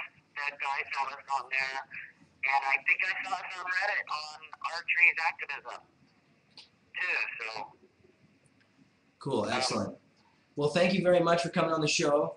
And as things, as the campaign heats up and we get closer, we'll have you on again to talk about how things are going. I would love to talk to you guys again. We're going to be working hard, and I do hope to be on the show and hope this really works out great for us. But I think it's gonna. I think we've got a great chance for it. So you guys take care and have a great night. You too. Thank you very much, Mimi. Talk to you again soon. All right. So, here, I'm just going to grab this thing so it's not tipping over. So, that was Mimi Miwiz. Miwiz, I'm probably pronouncing that wrong, from Washington State Safe Cannabis Act. Washington Safe Cannabis Act. And so, yeah, check out her website. Maria's put up the little thing there. You had it up already. I believe it was wasafecannabis.com. Right. Now, short-term memory seems to be faulty a little bit. Marius, yeah, right. You brought up a little problem we're having here with the other video. I wanted to play the Alison Holcomb video from We have two New attempts. Washington. Yeah, we have two attempts. The first attempt just hit 11%, but the second attempt is at 0, and it's been at 0. There seems to be something going on with live stream itself, which is stopping us from uploading these videos. So we may have to, I'm not really sure what we're going to do. We're going to have to go to Doug first, I guess. I wanted to let him have the last word on this stuff because this one was a recorded interview that we played, that I made a little earlier with Alison in the day. She couldn't be on the show live because she had other obligations, but she had time to do the recorded version of it. But if we can't play her video, then we're going to have Douglas Hiatt on, and then what we'll do is we'll either play it if it does eventually come through, or we'll just have to like tack it on to the on-demand version of the thing when we can, when it is uploaded. But I'm gonna light this joint. Let's get high real quick here before we do anything. You gotta, We probably should take a bong rip. and eventually, What's going on with these cookies? you gotta dunk a cookie in the chocolate. Dunk a cookie in the chocolate. All right. That sounds so good that I'm gonna have to do it. I mean, it's just like, look at it. What kind of cookie is it? I think it looks like peanut butter. It does look like peanut butter, and look at how delicious Some that chocolate chips on them. Mm. Dunk it in the chocolate. Yum. Dunk it in the chocolate. Dunk it in the chocolate, huh? And wait, the chocolate's infused as well, you said? Yes. Everything's infused. Yes. Cookies, chocolate, Popcorn. popcorn, Everything. bong water, Lazy Daisy cake. the Lazy Daisy. All right, I'm dipping the cookie in And the confetti bar is confused. Mm. Oh, it's like kind of firm though. It was in the fridge before I brought it. I see. Nice. Mm. All right. Pudding like. Mm-hmm. Did I get it right? Yeah. There's a chocolate cookie if you want to go chocolate on chocolate. Oh my god. That's really good. Doesn't taste like weed. Doesn't taste like edibles. You want water to wash it down? Mm-hmm. I think I have Snapple, actually. The Snapple endorsement. Again. It better be pro pot. I mean, they grow their own tea. Mm-hmm. Not they grow it, but they purchase growing tea. Mm. Mm-hmm. Eating on camera. Delicious. Cheers. All right. So still, I'm trying to kill time here, but I think this Alison video, like, I don't know what's wrong with it. It's a half an hour video. Maybe live You don't want stream. to kill the second attempt. The first one will go faster. What do you think about that? Well, the second attempt isn't moving at all, but the first attempt is moving. It's Well, maybe do that then. yeah, okay. Yeah, might as well. If that somehow taxes the resources further. If you wanted to dunk, there's cookies. Let's do more technical stuff while we're on the show. Well, everything takes resources, so All right. there's a chance. That's live stream for you. Oh, and I was gonna light this joint too before we go on. That's what I'm waiting for. Oh, crazy flame.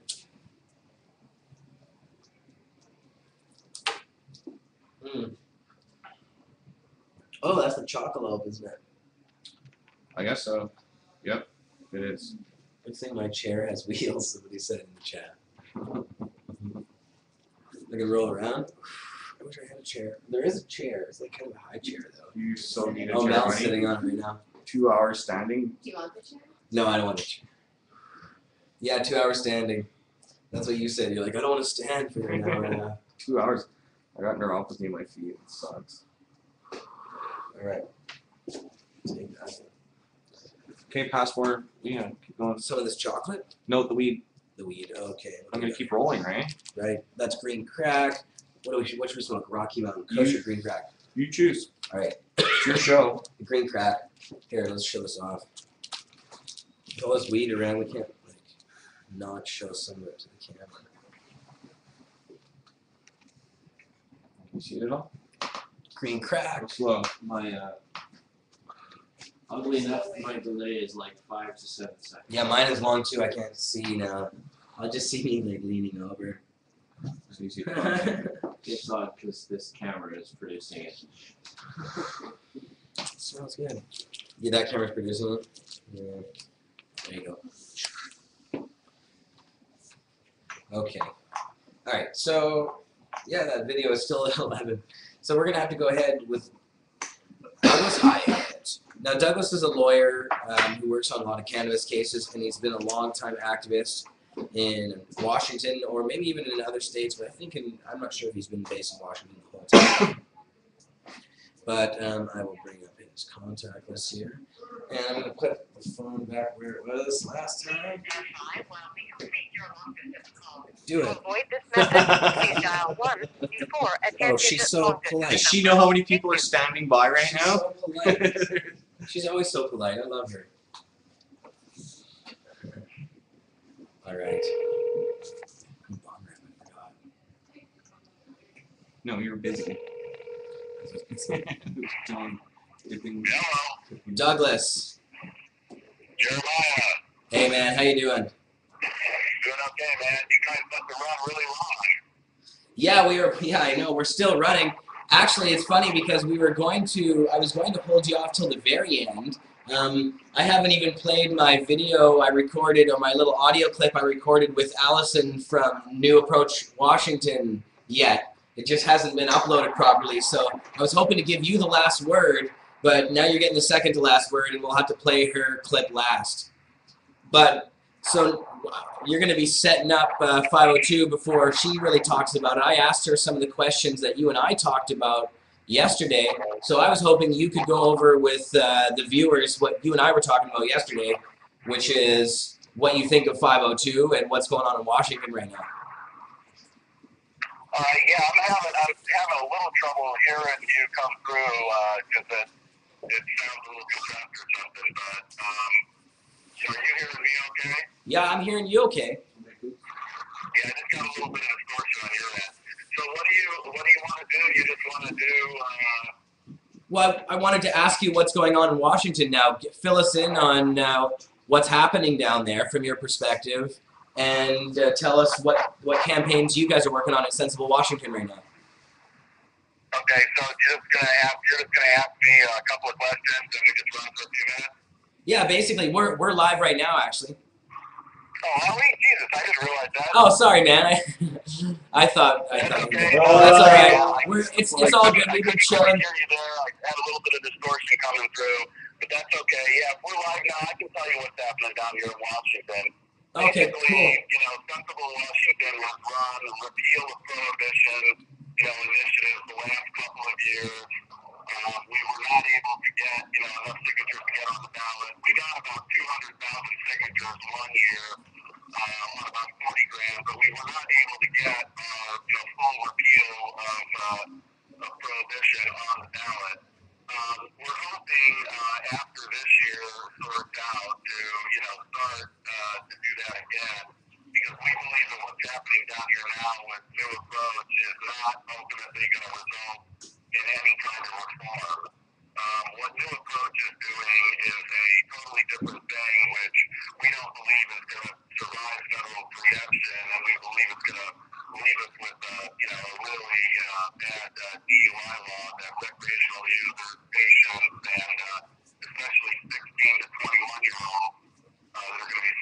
a zero tolerance standard, that's really a problem for a lot of folks that are supporting legalization down here.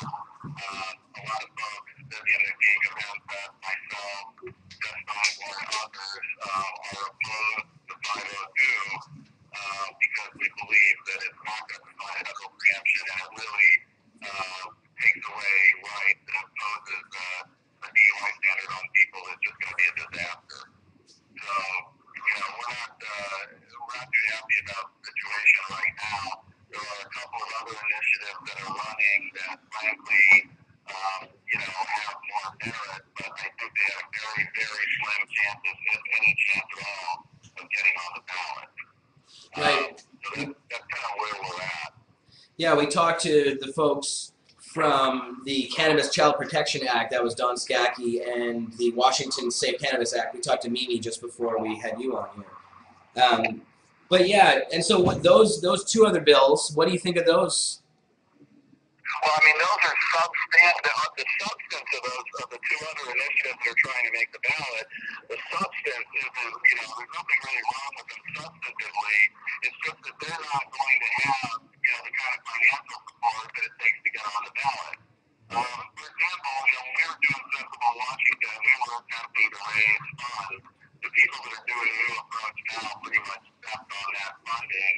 But we were able to raise, at least $40,000 to get signatures, we get printing done and stuff like that. New Approach has spent $750,000, over $750,000, just getting their initiative on the ballot. And I don't think that the two other initiatives are going to be able to produce the kind of resources that are going to get on the ballot. And there just isn't enough grassroots support for them right now to be able to get them on the ballot. Right. There's nothing wrong with them. They're just not going to get the support. And in our state, historically, when an initiative is being run on one topic, it's, if you run another initiative on the same topic, you pretty much guarantee the failure of both. So I don't think another initiative is going to make the ballot this year. I think it'll just be 502. It'll just be New Approach. And of course, as far as I'm concerned, New Approach is the wrong approach, not worth voting for. And anytime you're, in control of reform, measures and you're throwing people under the bus, like they are with 16 to 21-year-olds with a zero tolerance standard, I mean, that's just inexcusable as far as I'm concerned. There's no way to justify that. I don't care if that's what it takes for you to win, then don't win. Don't do it.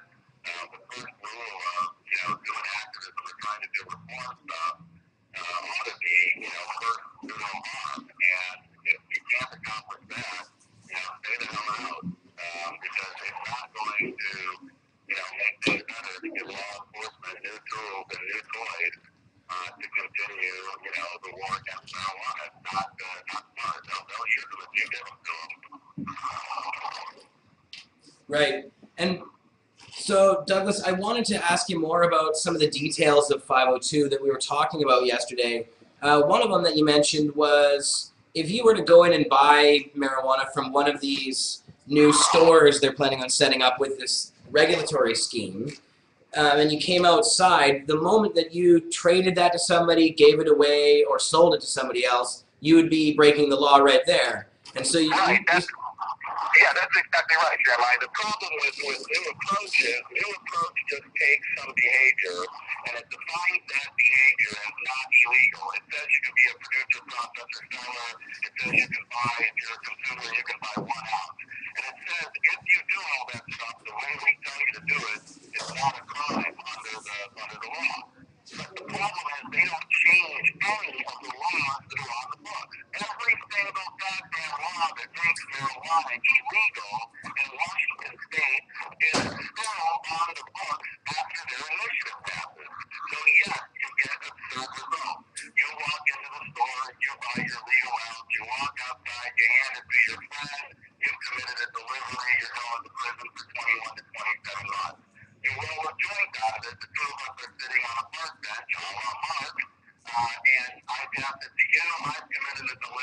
again, 21 to 27 months.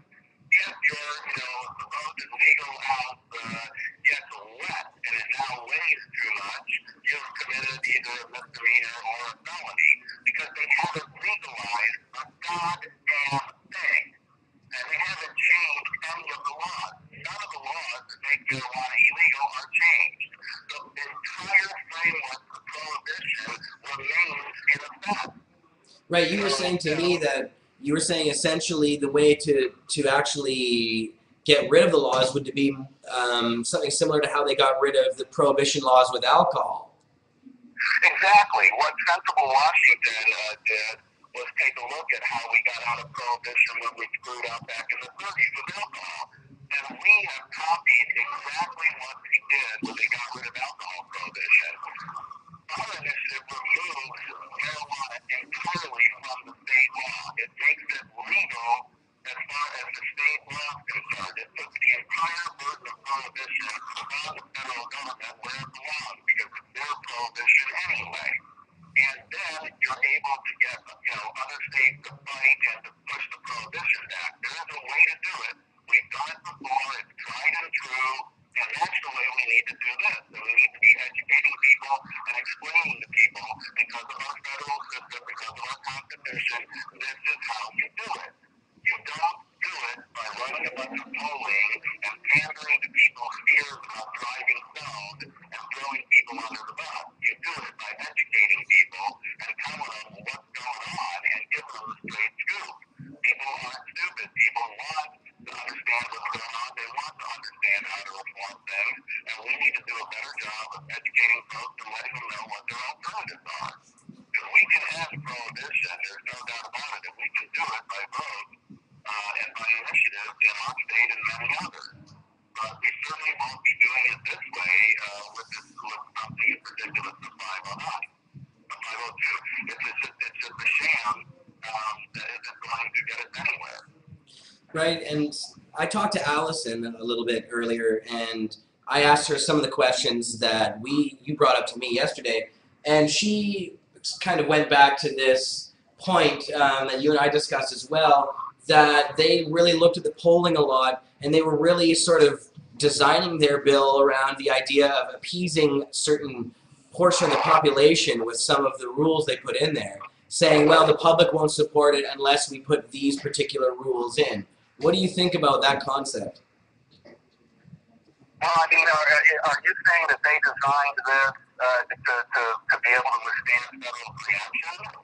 No, what I'm saying is that she was saying that it was designed with the public polling in mind, and including that of maybe, older people who might not vote for something the portions of the population who might not be for an initiative like this unless there were some, harsh regulations put in, like the driving regulations, or like some of these other regulations.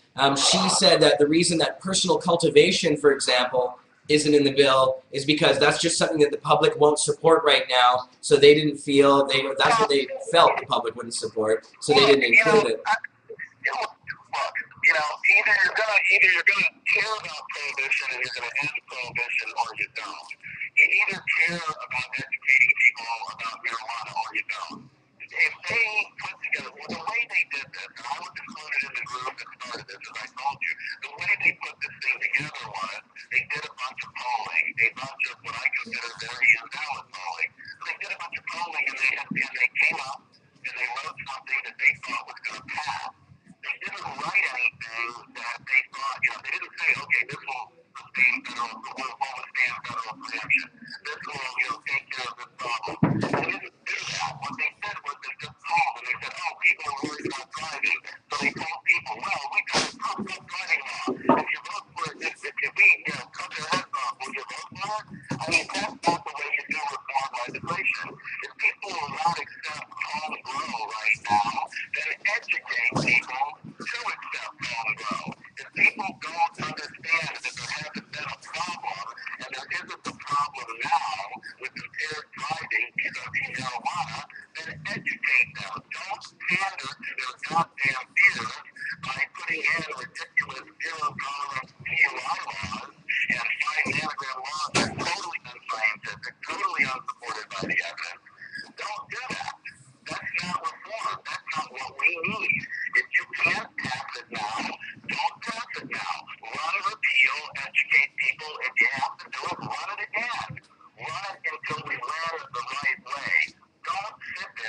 try and spend millions of dollars and buy some idiotic victory that is totally meaningless. It's not going to stand up in federal court. It's not going to accomplish any of the things it says.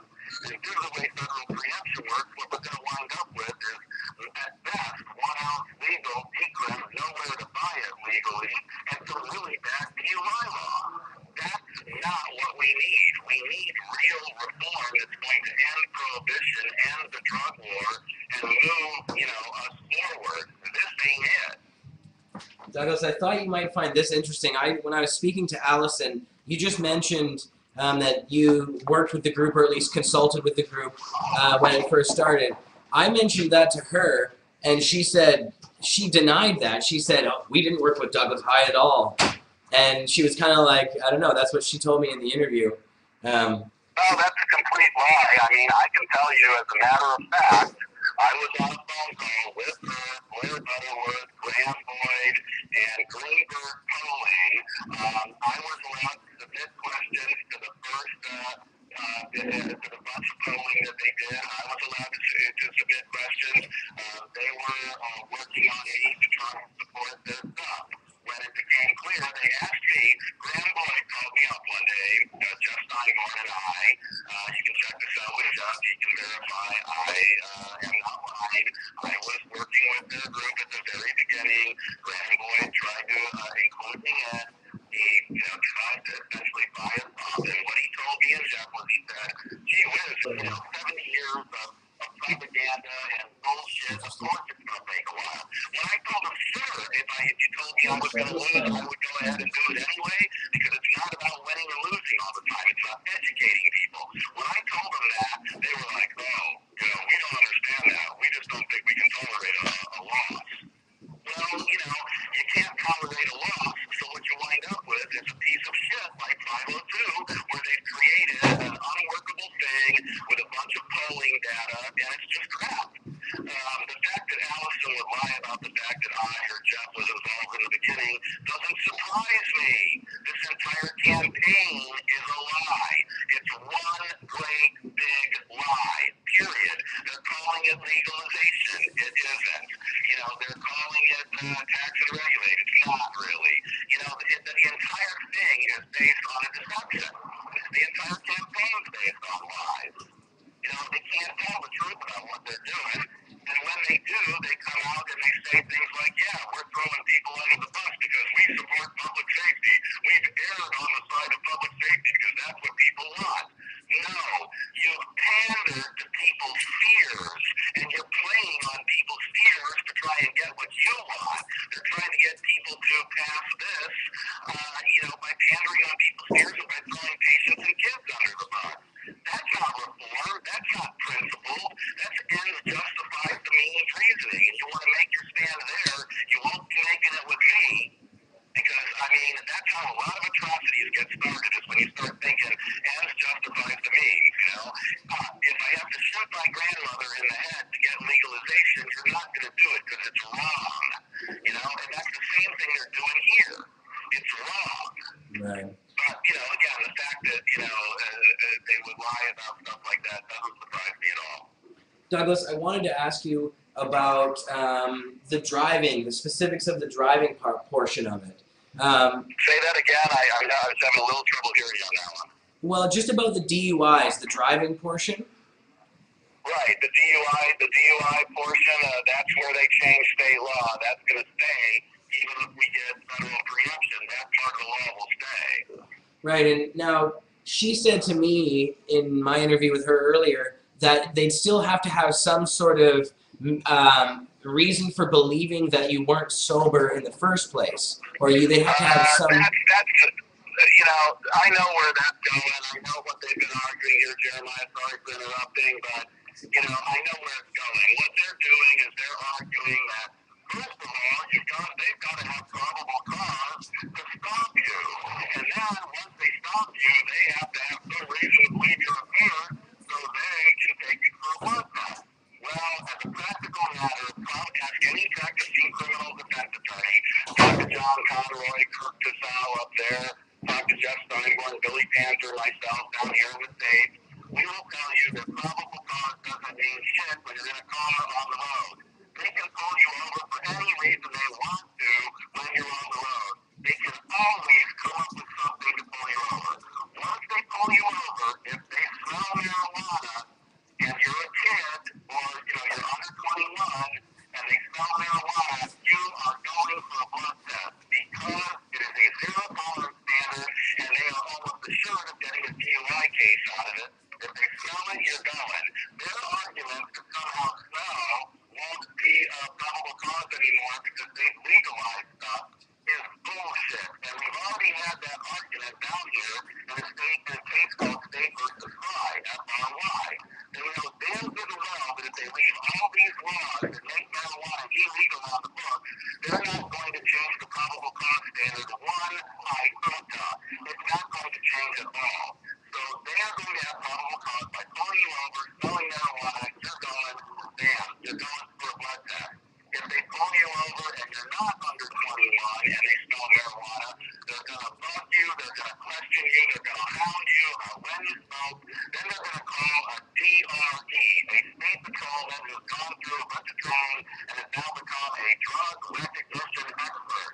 And he's going to talk to you, and the minute he's going to ask you if you've used marijuana, you've got to answer these questions or tell him that you're not going to answer them. The minute you tell him you're not answering the questions, you're going for a blood test. I know what I'm talking about because I have represented patients. Alison Bigelow's story that's been in the weekly down here, I was called from the roadside by Alison and talked to the officers in that case. Now, I've seen what happens with green DUIs down here. They're on the increase. They're targeting patients and they're targeting marijuana smokers because this is the next big push. The Office of National Drug Control Policy is coming out with a big anti-drug driving campaign. They're going to shift funding from the goddamn war on drugs over to make it a goddamn war on drug driving. And they're going to start with marijuana because it's easy and there are more of us than anybody else. And this thing that is in this initiative down here is exactly what the goddamn Office of National Drug Control Policy run out of the White House administration. This is exactly what they want. This 5 nanogram standard is exactly what they've been pushing. And as everybody, including NORML, says, even though they're supporting it, everybody says it's unscientific, it's unnecessary, it's unscientific, and it's unfair. How in the hell can you support something that's unnecessary, unscientific, and unfair? How in the hell can you do that, Jeremiah? You tell me how I'm going to vote for something. I don't think I can answer that question. I don't think you can. And we want to put you in jail for driving on it, even though we don't have any standards that have anything to do with actual impairment. The issue here is, are you impaired driving? If you're impaired driving, of course you shouldn't be driving. But the fact of the matter is, this standard doesn't have anything to do with impairment. Zero tolerance certainly doesn't have anything to do with impairment. It's just another penalty for smoking marijuana. And I'm not into that. So Douglas, if it does pass and it does go through, what are the chances of changing it somehow down the road, making it better, altering it so? Yeah, that's another thing I hear a lot of, and I think that that's even more bullshit than anything else, because I can guarantee you one thing, Jeremiah, we will live a long time before either one of us sees a headline that says something like, state legislature reduces standards and penalties for stoned driving. It ain't gonna happen, okay? Not in our lifetimes. It's never happened in the history of this country that they've lessened the standard for impairment or anything like that.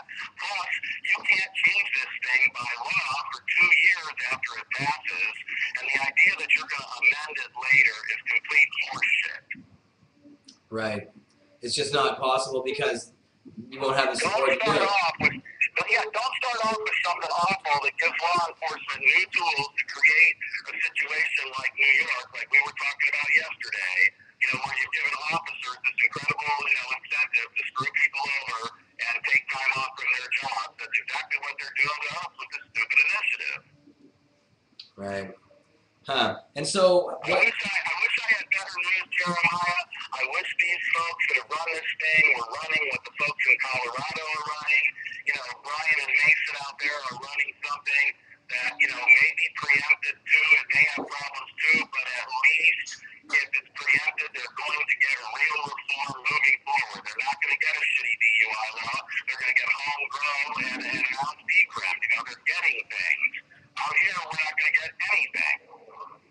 Right. Well, Douglas, I think we'll have you back on as we get closer, and you can talk to us again about what's happening down there. I'd love to. Give me a call anytime you want an update or anytime you want to know what's happening. I'll always talk to you guys, man. I got the utmost respect for you and the program and everybody up there and Jody and everything. I just want to say hey to everybody and you know, I'd love to get Mark home as quick as we possibly can. It's just a disgusting embarrassment that this has happened. Yeah, it is, man. It's brutal. Yeah, and Mark. I'd like to say also too that I'd like to just say a quick word about a really great lady who was my client, who's no longer with us. Yeah, I'd just like everybody to take a second and think a really nice thought about Michelle Rainey, because she was a really beautiful person, and I loved her and I miss her, and I really was honored to be able to fight for her. Yeah, we all love Michelle around here a lot. Yeah, she's definitely missed, man. And we miss Mark too, and hopefully we can get him. I know you do, man.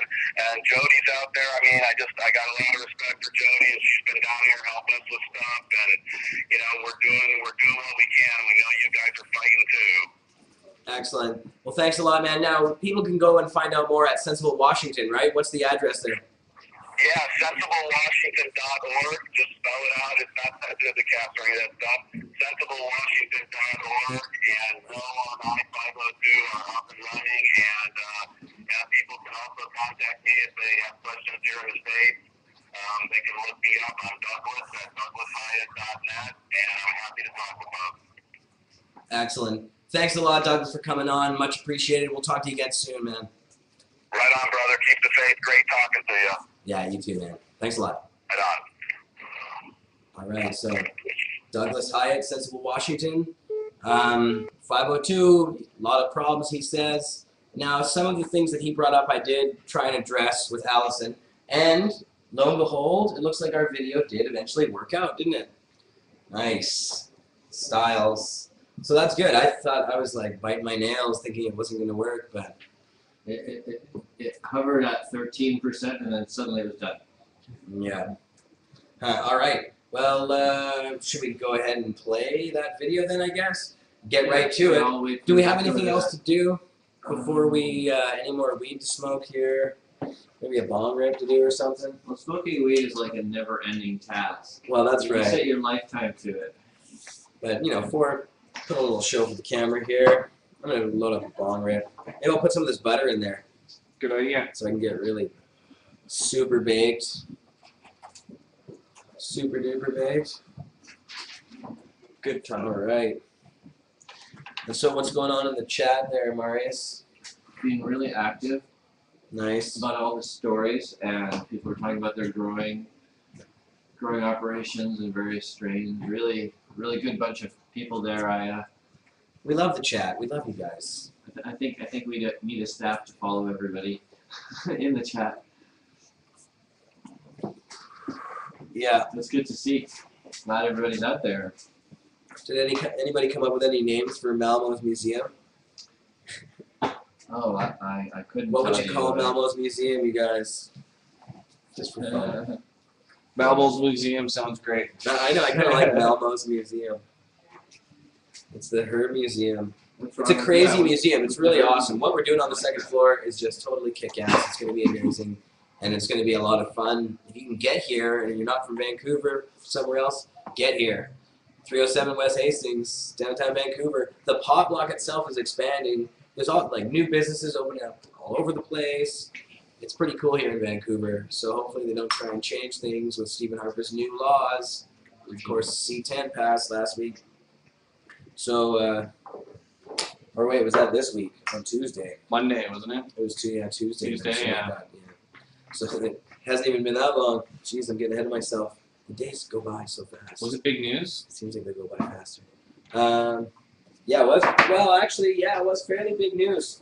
I was, you know, as we led up to the passage of C10, finally the press was paying attention, but they should have been paying attention before we had a conservative majority making a big deal about the things the conservatives were doing before.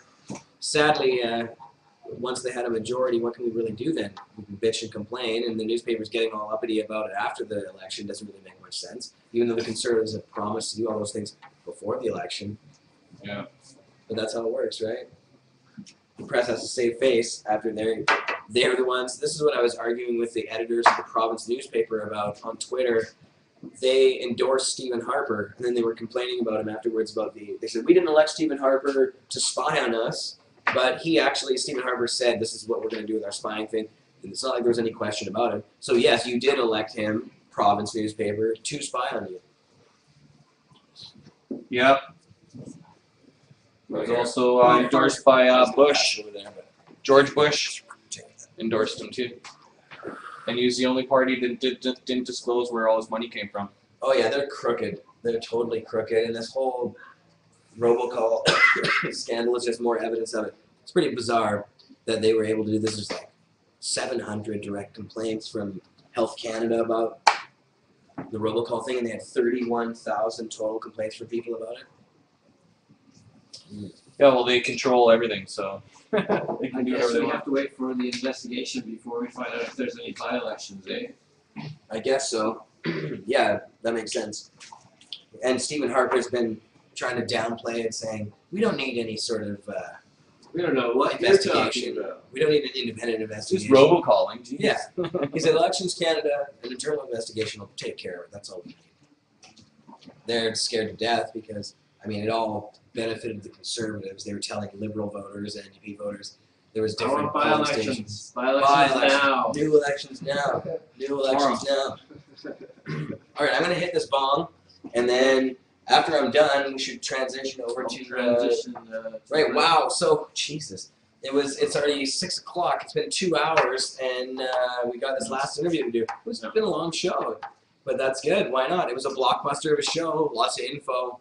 We're just Washington getting State. started. It's a little specific. I know it might not be the most interesting topic in the world to some people outside of Washington State, but I think what happens in Washington and why it's so important is that this could be one of the first states to legalize. And what happens there has an effect on the rest of the United States and hopefully an effect on Canada. So we'll see what happens. But I think it's exciting. The other thing is we're here in Vancouver. I'm excited to have somewhere where I can drive across the border and buy from this crazy place. I don't know, depending on how they do it, it might just be like a dispensary. You're getting model. searched every time now. That's it. Oh God, yeah. Speaking of, Would that necessarily Yeah, always change gets border searched. policy, though, that if you have a drug conviction that they would let you in now because marijuana is legal? Absolutely I think not. No, it's a federal thing. That's federal. I don't have Okay. any drug convictions, but Different departments. I get harassed at the border all the time. Coming back, when I go down to the States, I never get harassed. But coming back to Canada, they always give me it's a real hassle. I'm gonna take this.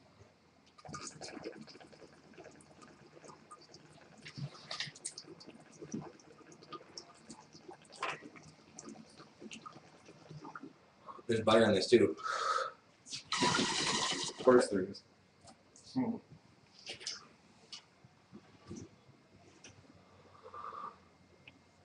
Yeah, that's nice. Yeah, you can.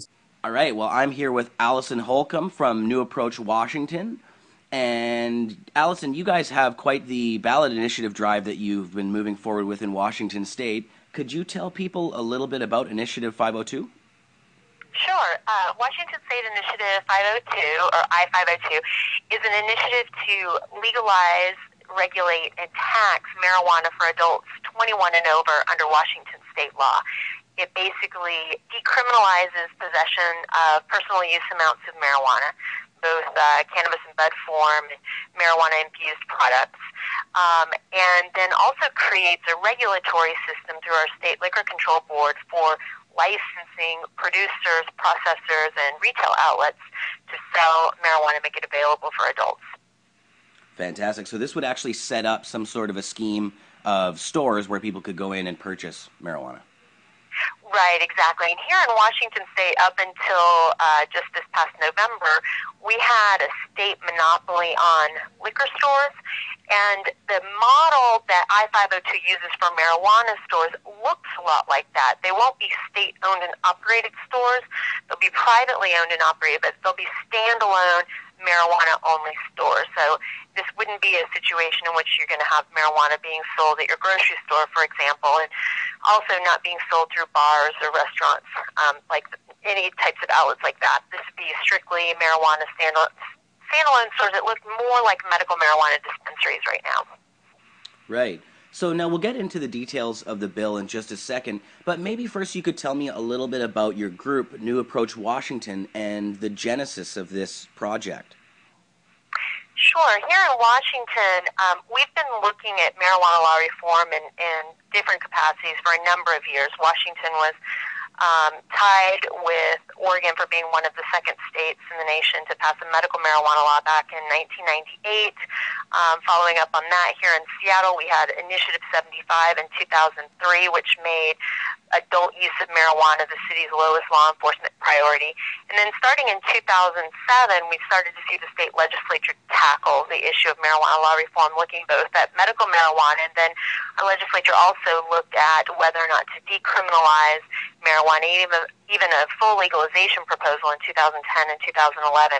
So we really started to see the issue gain traction. The ACLU of Washington started a public education campaign back in 2008 that featured Rick Steves as the host of a half-hour educational video that we ran on television, created a website, really tried to engage Washington voters in learning more about what our current laws are and how those laws aren't really doing us any favors in society, and talking about what we might do as reform.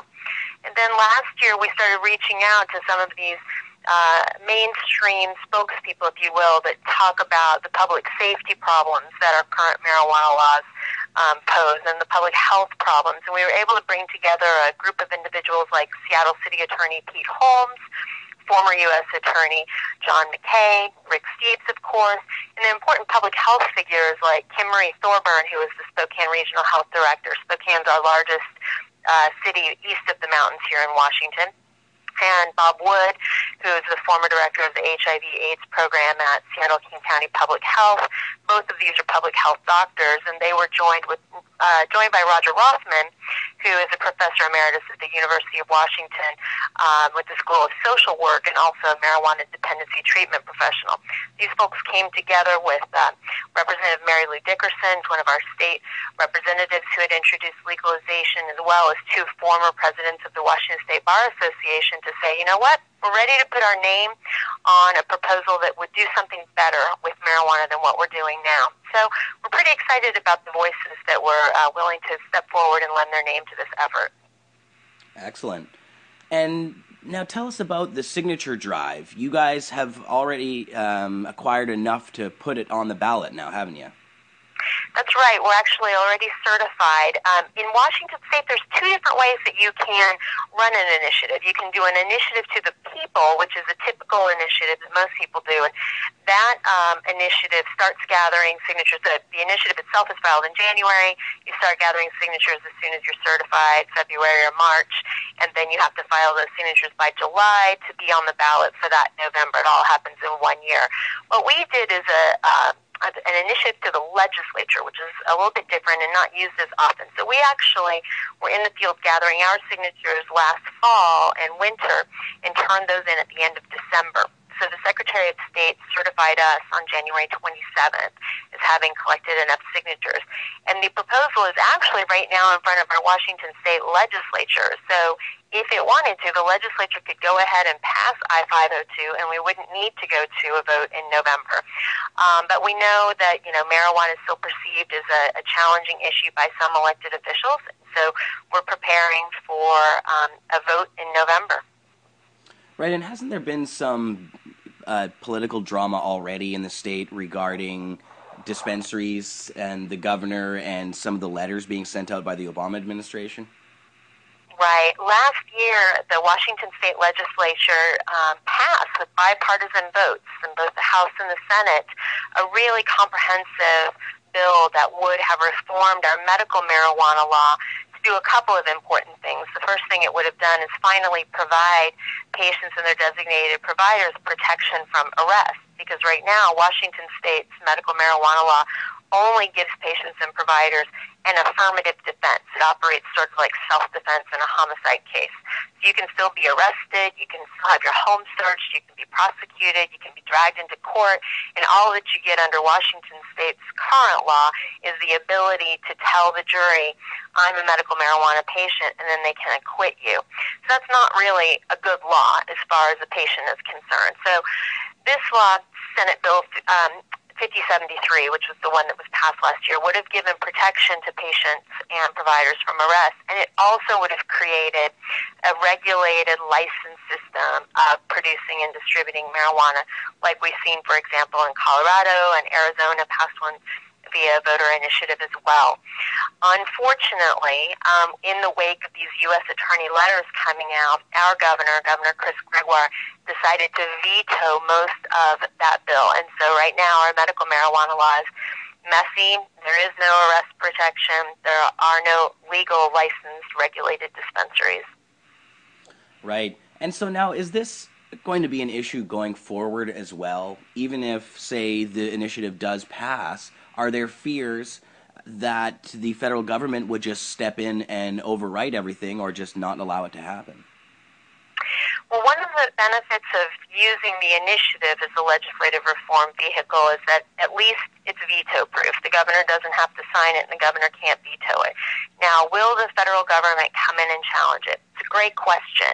You have to look at it from a couple of different perspectives. The first is the legal question. Is there a way for the government to challenge it and preempt the regulatory provisions?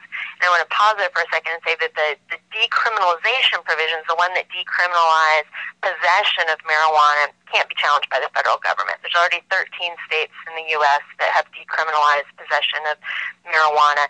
And what that means is that essentially under state law, if you're in possession of an amount of marijuana, usually it's a personal use amount, you can't be arrested or prosecuted for that. It's no longer a crime under state law. Now, it's still a crime under federal law, but as a practical matter, the federal government in the United States doesn't spend a lot of time and money going after individuals who are in possession of personal use amounts of marijuana.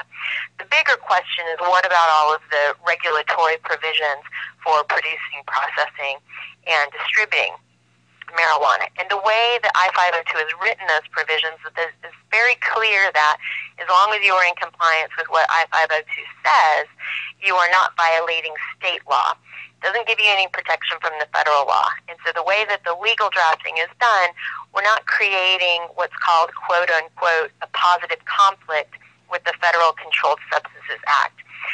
Positive conflict has been interpreted in California courts as one in which a state law actually requires someone to break federal law. So, for example, if we required someone to grow marijuana, then that would be preempted by federal law. Instead, what we're doing is giving people an option to do it.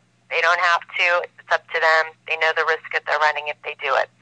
Now, there's been another California decision that has said, we don't know. We think maybe the federal law still preempts some of these regulatory provisions and zoning provisions. And so the California Supreme Court has taken this question up, and we'll have at least a decision from that state court in the not-too-distant future. May go all the way up to the Supreme Court. We don't know. What's interesting, though, is the federal government has never challenged any state's medical marijuana law that creates licensing and regulation. For example, in Arizona, when they passed their dispensary law, which includes all of these regulatory provisions, it wasn't the federal government who came in and said you can't do that. It was their own state governor. Governor Jan Brewer challenged Arizona's law, saying this is preempted by the federal government. Interestingly, the U.S. Department of Justice itself brought a motion to dismiss that case.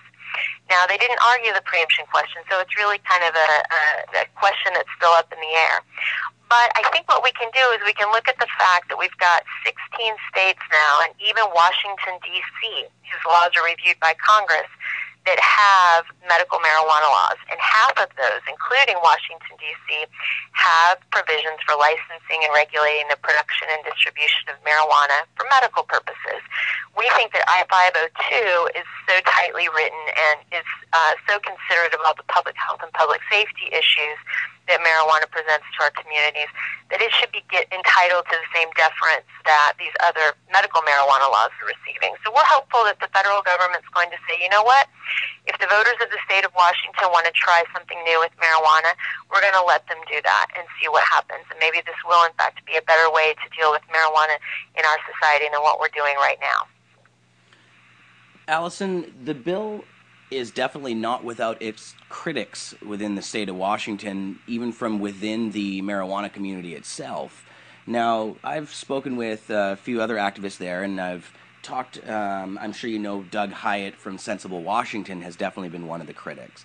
Now, to the issue we were just speaking about, the federal government coming in and overriding things, in my conversations with him, he mentioned one of his concerns was he didn't think the bill was written in the same way that when alcohol prohibition was repealed, it was done. And he sort of pointed out a few things that he felt the federal government might be able to maneuver on a little bit better. He said that he actually was part of your guys' team beforehand, but I'm wondering if you could address some of those criticisms, that one, for instance, in particular. The criticism that, sorry, let me back up for a second. So Doug first said that he was part of our team originally. Well, yeah, according to Doug, he said that I guess he was with your team, or at least consulting with you guys in the beginning, and he raised some concerns about how the bill was drafted in regards to the federal government being able to come through after the fact. And I'm just wondering if you had heard that criticism, or if you could speak to that one. Well, the first thing is just to clarify, Douglas Hyatt's never worked with New Approach Washington or any of the folks that were on the drafting. We did work with a number of different lawyers on the drafting, and he is not one of those people who was involved in that.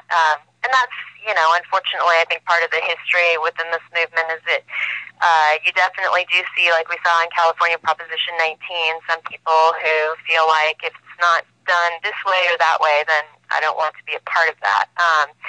With respect to alcohol prohibition, it is true that with alcohol prohibition, states started repealing state laws prohibiting the possession of alcohol before the federal government, or actually it wasn't the federal government, it was a constitutional amendment to repeal alcohol prohibition at a national level. That certainly is a legal strategy. The problem that it doesn't address is that alcohol enjoyed a very different cultural place in our society when repeal happened than marijuana does now. When alcohol prohibition was introduced, we already had a robust legal commercial production and distribution market for alcohol. And only 13 years passed between the time that prohibition was introduced and prohibition was repealed. People knew what alcohol was. Many people used alcohol. Many people were familiar with what commercial production and distribution of alcohol looked like. Basically, repealing prohibition was just stepping back to an experience that people were already familiar with and something that was already a part of the fabric of society. Marijuana is not in the same position culturally, and the reality is that voters now do not feel the same way about marijuana as they did feel about alcohol back during the time of prohibition. And so voters now are not comfortable with the idea that we're simply going to repeal all of Washington State's laws relating to marijuana so that any growing, any distribution, any possession is no longer a crime, no longer subject to any civil penalty under Washington state law, and not have a regulatory system in place to bring marijuana under control.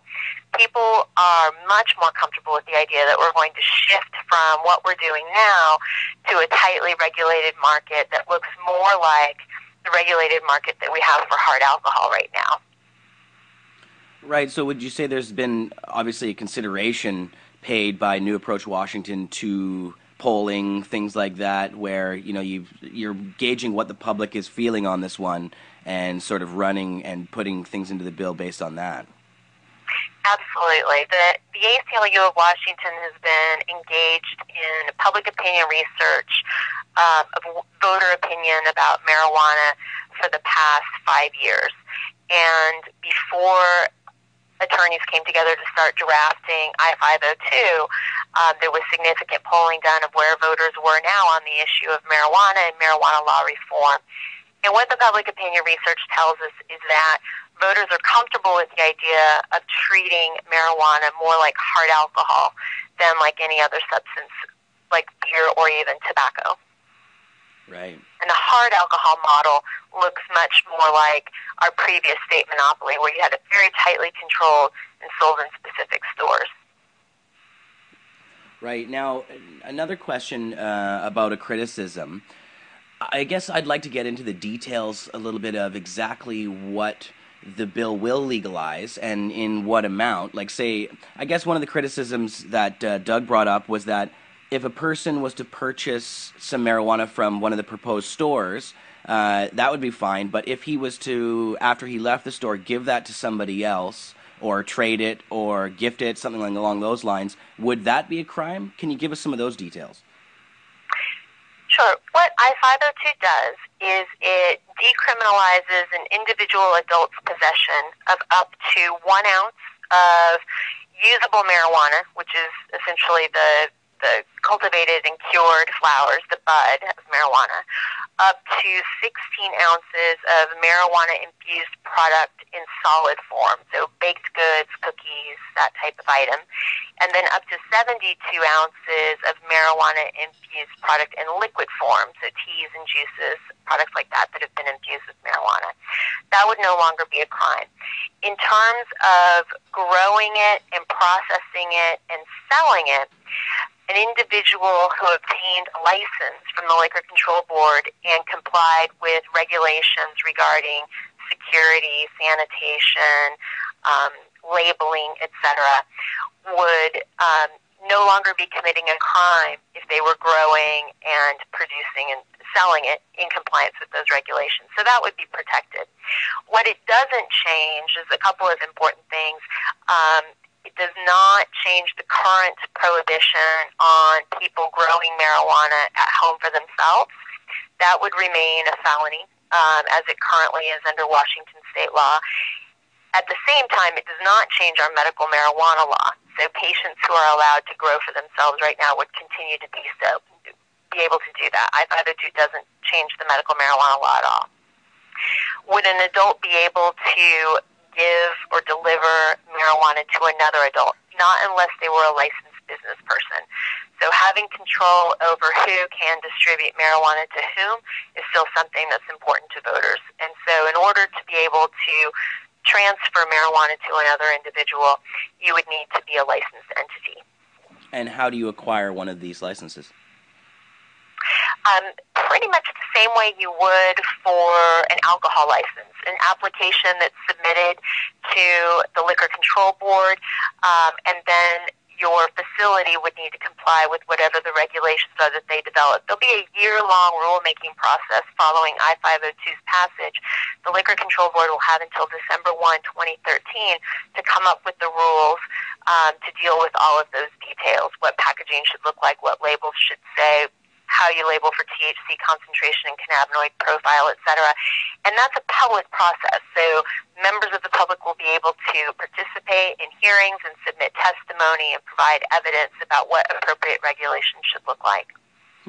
And so now there's nothing in the bill that would allow for personal cultivation at all then? No, it doesn't change the current law on that. Right. And so I guess in terms of the alcohol model we were talking about, I don't know how it is in Washington State, but here in Vancouver, in Canada, British Columbia, we're able to produce our own alcohol on a sort of personal basis. You know, you can brew your own beer, you can make your own wine in your house and that kind of stuff. So there's nothing in the bill that would allow basically that type of modeling. Right. The rule in Washington, I don't know if this is the same in Canada, is that while you can brew beer and make wine at home, you can't distill your own gin. And what our public opinion research told us is that people still think of marijuana more like hard alcohol than they do beer and wine. And I think that's just a cultural issue right now that hopefully will change as we gradually start to change the laws about marijuana and we're able to remove some of the fear and the misunderstanding about this. I think eventually we'll get there. There'll be a time when people will realize, okay, you know, this is not the bogeyman that we thought it was, and I think it would be okay if adults were able to grow a garden at home. But we're just not there yet. The voters told us that home growing is something that bothers them. And whether that's a fear about the substance itself or whether it's a fear that's fed off of media stories of armed robberies of people's homes and burglaries, it's hard to know. I mean, we still have to deal with the reality that when Washington legalizes marijuana, and if Colorado does at the same time, we'll be the only two jurisdictions in the world that will have done so, and it therefore will still be a black market product for the large part of the population. And so we still have some work to do in getting from where we are now with the black market economy to having marijuana be truly a fully legal substance. And until that happens, there is still going to be some risk associated with it. And that may be part of why people aren't quite comfortable yet with the idea that everyone would start growing it in their, residential homes. Mm-hmm. Now, did you mention how many of those licenses might be handed out? Is there some sort of language or indication in the bill, the size or scope of how many distributors there might be, producers there might be? There isn't anything specific to a number. What we did do is task the Liquor Control Board with distributing enough or making enough licenses available so that we're able to produce a sufficient supply of legal cannabis so that we are succeeding in undercutting the black market. We certainly don't want it to be so restricted that people are still turning to the black market in order to meet the demand. Right, and so those decisions would just be made afterwards by the regulatory scheme that's set up, basically. Right, during the rulemaking process, and the Liquor Control Board is specifically instructed to look at the issue of population density so that there's a sufficient number of retail outlets, for example, in particular communities. Right. Now, the other big criticism that is being thrown at the bill is regarding the blood testing for driving under the influence of cannabis. Can you tell us a little bit about that part of the bill? Sure. So blood testing for impaired driving has been part of Washington state law for decades now. We passed an implied consent law back in the, I can't remember if it was 1972 or earlier than that even, that essentially says that if you're driving on a Washington road, you have impliedly given your consent to have your breath or blood tested for impairment. That is the current law as it stands. So right now, if a police officer has probable cause to arrest you, plus has reasonable evidence that you are impaired, they can take a breath test. If they have additional evidence indicating that what you're impaired by is something other than alcohol, they can also take you to a medical professional for a blood test. Police officers don't do the blood test themselves. So they either have to decide to take you to a medical clinic or to call an ambulance to come to the side of the road to take the blood test. If they have met all three of those procedural hurdles, they can take a blood test and that's sent off to a lab. That's all the law right now. Nothing changes about that. What I-502 does is it now creates a standard of 5 nanograms of active THC per milliliter in whole blood as a threshold that is roughly analogous to the 0.08 blood alcohol content standard that we have for alcohol. So here in the States, and all of the states have this law, if you are tested for alcohol consumption and your BAC comes back at 0.08 or higher, that is a sufficient basis to find you guilty of DUI. And so what I-502 would do is create a 5 nanogram standard for active THC. Active THC, of course, being different from carboxy-THC, the metabolite that can be stored in your fat cells and be excreted for hours or even days after your last use. Active THC is the metabolite that is processed much more quickly and the one that gives people the feeling of intoxication or impairment. So that's what the standard does. So basically it's a tool that prosecutors can use when they get the test results back to decide whether or not to charge you with DUI and make that a basis for finding you guilty of DUI. It doesn't change anything that the police officer is doing in the field. It's the same practices they do right now. Mm-hmm. Now, for me, I mean, I smoke a lot of pot all day long, all the time. And I've been a driver since the time I was about 15 years old. I started learning how to drive. And often, very many times, those two have gone together because I do smoke so much.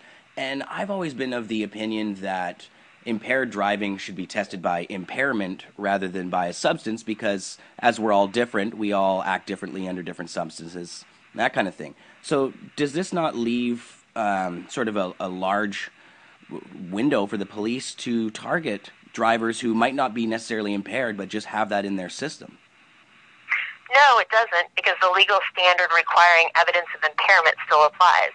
Police officers can't take a breath sample or a blood sample unless they have, first of all, probable cause to arrest you, and second of all, evidence of impairment. If they don't have that evidence of impairment, they can't get the test. If they violate the law, then your defense attorney has a basis for bringing a motion to have the test thrown out. Based on your personal experience, I mean, I guess I would ask you, how many times have you been pulled over for suspected impaired driving? If you haven't, then there should be no reason for you to be concerned that that new test, that new standard, would change your experience. And I think that's going to be, by and large, the experience from most people here in the state of Washington. We've had a medical marijuana law since 1998, and certainly people have been using marijuana a lot longer than that. And the reality is that you don't see a lot of people getting pulled over and sent in for a blood test that don't show some signs of impairment. Police officers have to make a decision about what they're going to spend their time doing. I don't think you're going to see a lot of changes in their observations of impairment and who they refer to a blood test. It's also important to remember that right now, people who are getting pulled over and exhibiting signs of impairment and getting sent in for blood tests are getting convicted of DUI with less than 5 nanograms. And I think part of that is due to the fact that a lot of jurors don't understand marijuana, find it scary, and essentially if a prosecutor shows a test that shows that you used marijuana at some point, even if it's just carboxy, they're more inclined to convict you than not.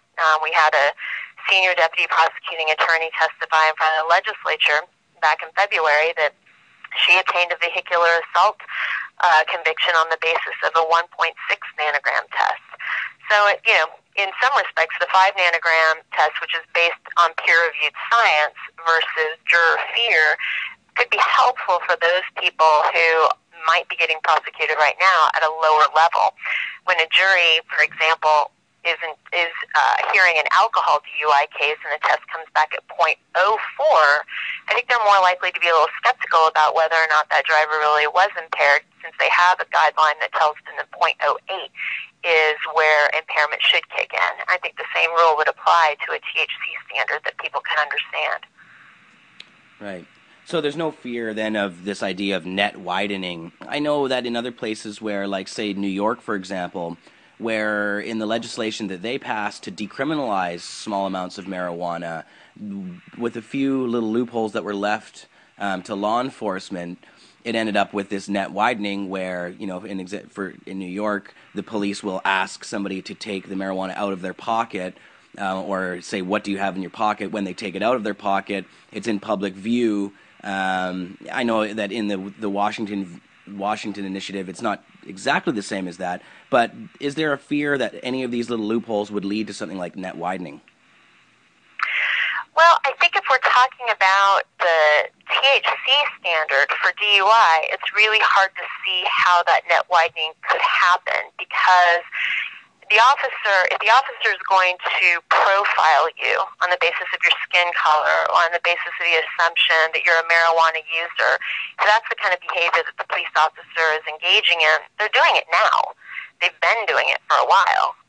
There's nothing about the THC per se standard that changes what the officer can observe in the field. They can't see your your THC concentration. They don't know what's in your blood. They can only see your face. They can see the kind of car you're driving. They can, make those kinds of visual assumptions. And if a police officer is engaging in that kind of behavior, that's already going on.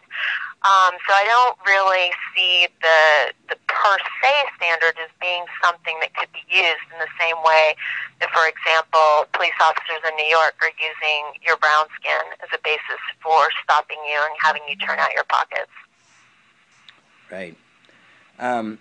Well, Alison, I wanted to know, you guys already have your signatures now.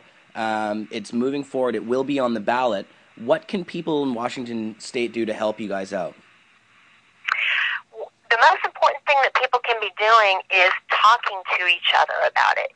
What we find with marijuana law reform, it's a very personal issue. It's one in which people really need to be talking to their friends and family members, getting more educated, and sharing their thoughts about it. If there are questions that folks have, they can go to our website, which is newapproachlaw.org. There's some fact sheets there. There's information about how to contact the campaign, and just helping us spread the word. Fantastic. Alison Holcomb, New Approach Washington, Initiative 502. I really appreciate you coming on the show. Thanks a lot, and I'm sure we'll have you back again if you'd like to come as things proceed here. That'd be great. Thank you so much.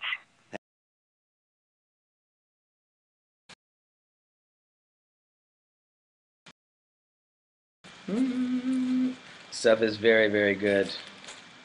Well, so that was it. So it's 6:30 already.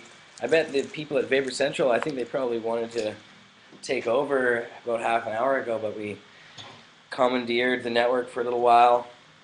So it was a long show. But big thanks to everybody watching, everybody who was here. I don't want to have to list off all the guests and take up any more time. You guys know who it was. As always, you can watch this show on Fridays at 4 p.m. Pacific time. Watch Marijuana Man Show Wednesdays at 4 p.m. Pacific time. Watch Opus Live with McMahon Mondays at 3 p.m. Pacific time. And there's a bunch of Vapor Central shows all through the week, 7 days a week, after our shows. And they all start at 6 p.m. Pacific time, I believe that is. And you can check out the schedule for Vapor Central, all their shows, on the front page of Cannabis Culture. Has all the shows. VC's up next, Vapor Central says in the chat right now.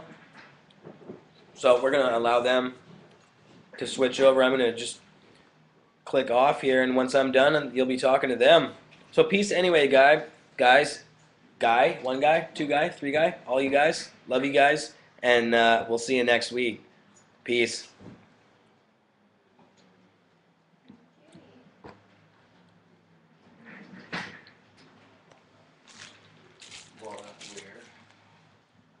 Looks like it froze. Plugged into the same router that Greg's plugged into.